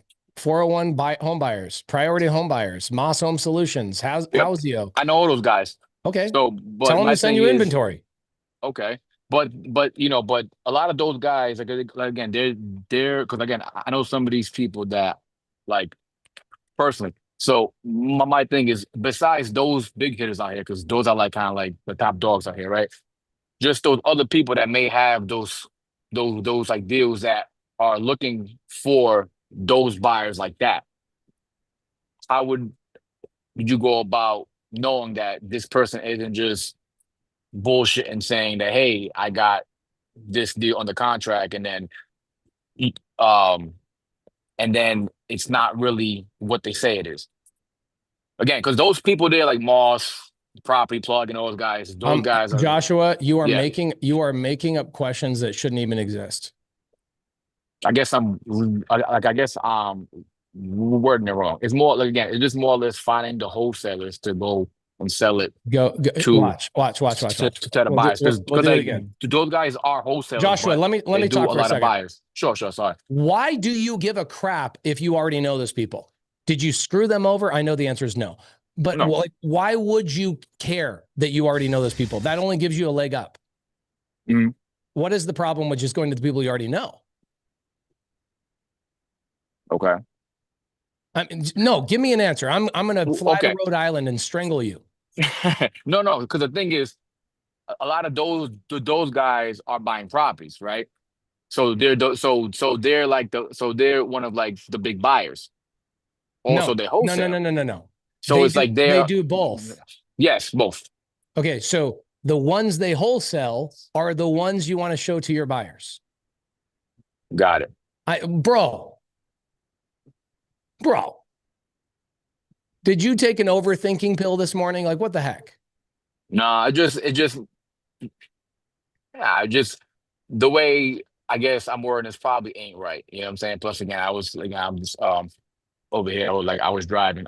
So Okay, pay kind attention of, to this. Okay, let me yeah, show you something. Just pay attention. sure. Don't talk for 45 seconds. Hmm. You're Josh. You are overthinking like an overthinker does. See this gentleman, Tim Mudd? Him and I have been texting during this live. So he says, "Hey, Jack said you were asking if we had any houses set up for Pats, but are you still looking?" Yes, I am. This is literally during the live. Tim Mudd is one of the largest wholesalers and largest buyers in Arizona and is still selling me deals. Who's Jack?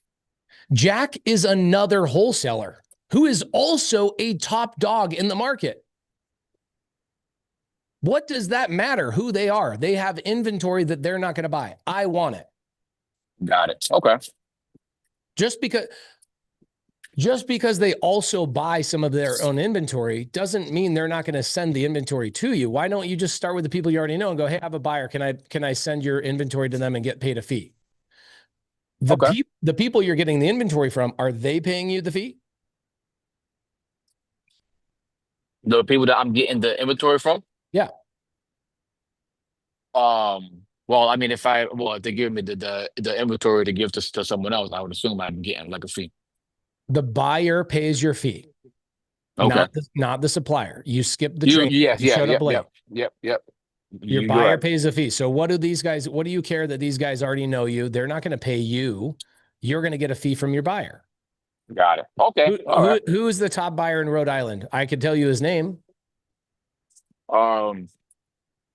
I mean, as far as names wise, I don't those are just people that I know, but I know there's quite a few like groups, but names, I'm not gonna lie, no, I can't say like the names, but those are people that I know that they're doing big Okay. like big transactions. But no, but I mean, but you're right. Just go to them, and if they got these properties that they're wholesaling, and go ahead and delegate from there.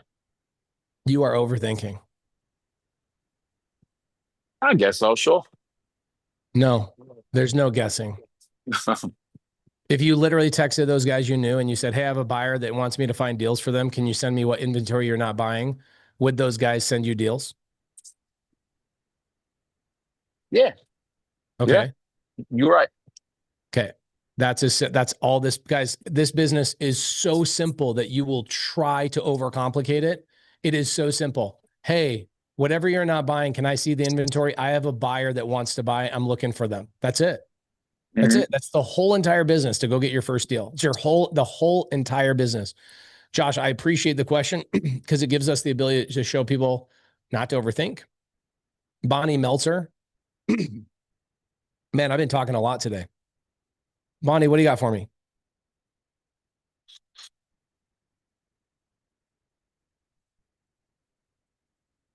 Bonnie, 5, 4, 3. Okay. Hello. You hear me? Yeah. Hello. What's up? Hi. Oh, good. I was looking at your the diagram when you showed the seller and then the wholesaler and a bunch of doggers. Yeah. And when you added all the numbers up, the 3,500, the original wholesaler that you had in there, that was part of the 410,000. That's what threw me off. And yes, it's overthinking, but to understand the level, when you bought it at 414, that 3,500 looked like it wasn't being paid by the seller. It was part of the deal as an assignment or as a commission. It unless it's another dogger somewhere in there, I got lost. Okay. So here's what I diagram. Here's what I want you to do. Stop getting so married to the intricacies of a deal I just showed you and going, Okay. I missed a number somewhere. Okay. Even if you didn't miss a number, is that going to help you do what I told you to do or not? No. I just want to make sure I do enough contracts to make sure I make my number, but don't worry about it. Worry about it at the end, not at the beginning. Bonnie, are we overthinking? Yeah. Oh, well, historically, yes. I think human beings are built to do that, right?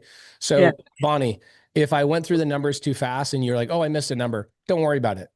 The main thing that I'm doing is I'm saying, go find the suppliers, go find the buyers, connect the two, and get paid. That's it. Stack it. Then stack it. We're just stacking. Okay. That's it. That's what's going to take. Networking. Okay. That's all you're doing, right? Okay. So, yes. I have never in my life seen somebody send more than 46 houses to a buyer and not get a deal. Maddie, the homeless lady, was the number one person that got sent the most. She sent me the most houses out of anybody else and still got a deal. What was awesome about Maddie, I think the advantage about Maddie is that Maddie did not know anything about real estate. Therefore, there was no ability to overthink. Okay. I think the people who are going to overthink the most are the people who are like real estate agents, are going to be like, wait, I didn't know this whole side of the business existed, right? Type of thing. Oh my gosh, I don't know how to pronounce your name. Yofei? Jofei? Awesome. Can you hear me? Yeah, how do I pronounce your name? Joe Fay. Okay, Jofei. What's your question? As long as it's not an overthinking one. I don't think it's overthinking. I'm really confused about how about if like if I found a buyer that's in another country, how would I No, huh? no. Know what? Don't even waste your time with anybody outside of the country Why? because I said so. Do you want me to go through 5 stories of why you should stay away from that? Well, I'm just gonna say this. I vetted the buyer and they are a SubTo member. Okay. That's a different, they're buying in America. Correct. Okay, then that's different. I thought you're like trying to do deals outside of the country. I'm like, stay away from that. No. No. Yeah. Don't just stay away from all other countries. I have I have students in 29 countries. So absolutely, if you have buyers in other countries that are buying in America, then yes. If they're buying outside of America, guys, do not waste your freaking time on these god-awful countries with their horrible laws. I'll give you a good example. Canada, every 5 years, you have to renew your mortgages. Even though I go to the bank and the bank gives me a 30-year mortgage, I have to renew it every 5 years. A lot of people have no idea that that exists. Do not waste your time on Canadian real estate, Mexican real estate. Do not waste your freaking time. American real estate's where it's at. So, Joe Fay, what's your question? My question is, how would I get the contract signed with this person? The JV agreement. That's what I'm confused about. Like, Joe Fay, let's say that I tell you that you have to figure this out on your own, or else you can't eat tomorrow. Any food, no water, no food. You're going to be penalized if you don't figure this out. What would you tell me you would have to do? How would you get a document signed by somebody in another country? Because internet doesn't work over the ocean, right? Like the second the internet goes across the ocean. okay. Well, that part I know that, but who initiates that JV contract? Would it be me or the buyer? Okay. It doesn't matter. It doesn't matter. Okay. Here's what you're going to do. You already have the buyer. You've already spoken to them, correct? Somewhat, sort of.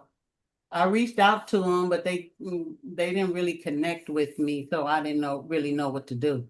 Okay, so guys, when you have somebody in my community that's not connecting with you, it's because you are being timid and afraid of bothering them. So what I would suggest you do is go, I want to find deals for you.